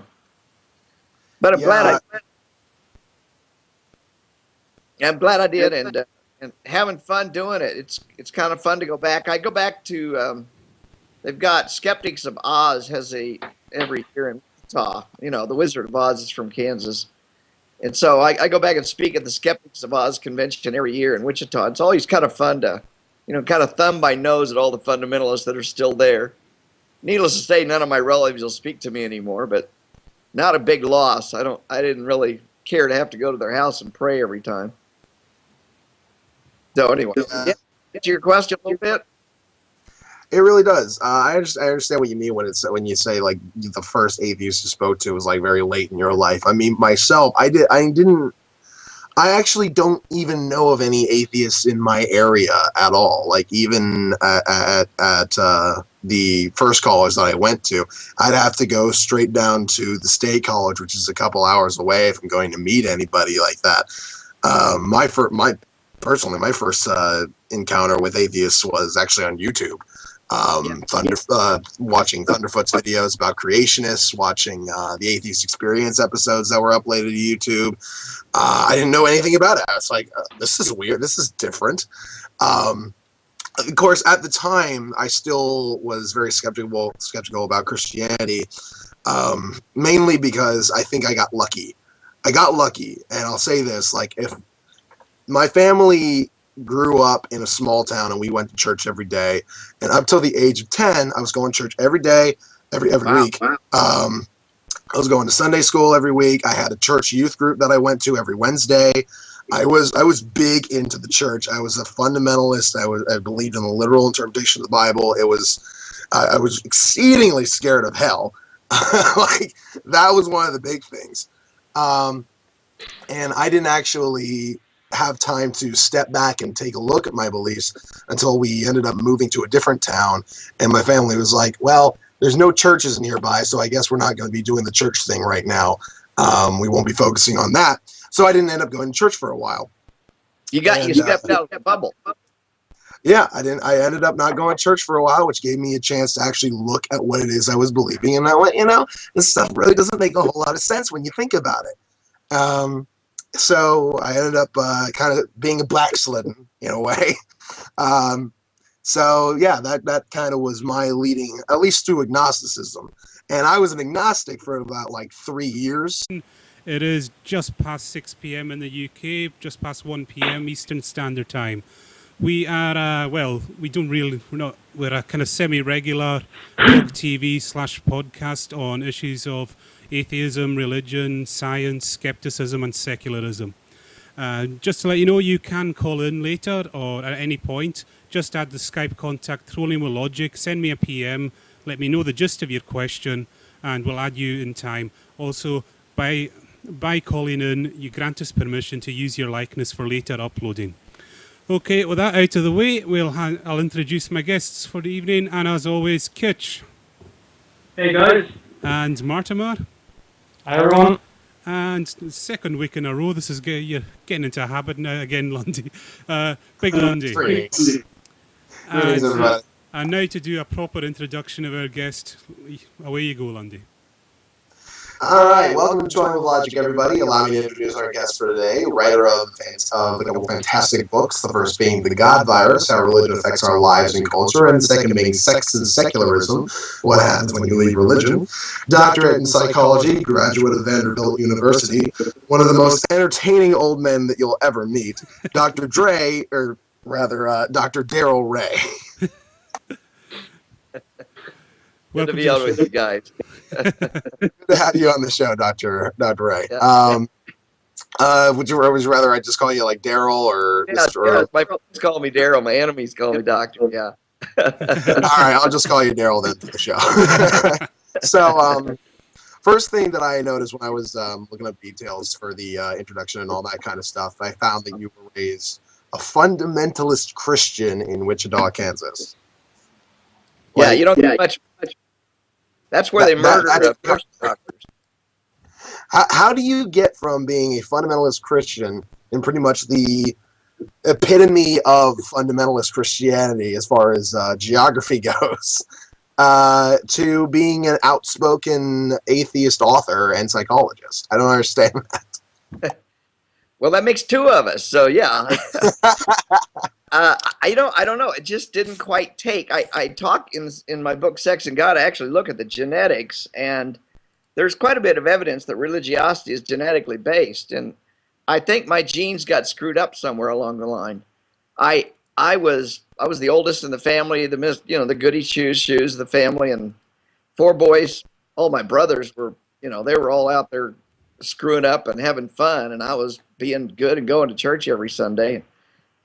All my parents and grandparents were missionaries and preachers and that sort of stuff. I was just raised in this stuff, and I thought I'd be a minister myself. I even got a master's degree in religion. So by the end of 2 years of doing a master's degree, I pretty well realized it was all bullshit, and that's when I started leaving. But yeah, it's tough. It's tough if you're raised in a place like, But I didn't realize that you can be an atheist and an agnostic at the same time. I thought those were mutually exclusive positions. And then again, I saw the Atheist Experience episodes, and I went, now it's clicking. Yeah, I think Matt and the Atheist Experience are doing an amazing job of educating the entire planet. It's amazing the calls they get on that show from other countries. Yeah, definitely. Yep. But one kind of another answer to your question. From very early on, I just felt like one of the things religion was so screwed up on was sex. And the more I learned about sex growing up, the more I realized my church didn't know diddly squat about sex and sexuality.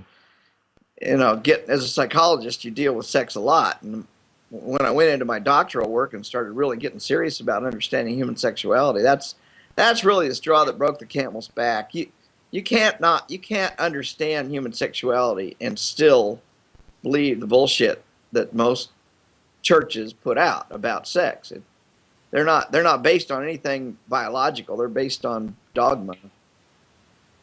And that, you know, the fact that I just didn't see why you should feel guilty about something that seemed pretty damn natural, pretty, you know, as natural as eating pork. And some religions don't think you should be eating pork. So I think that's stupid too. So those kinds of things start all coming together.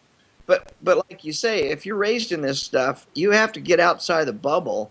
And I got outside the bubble by going off to graduate school. I moved away from Wichita and went to Vanderbilt. Well, first of all, went to Scarrett College for Christian Workers.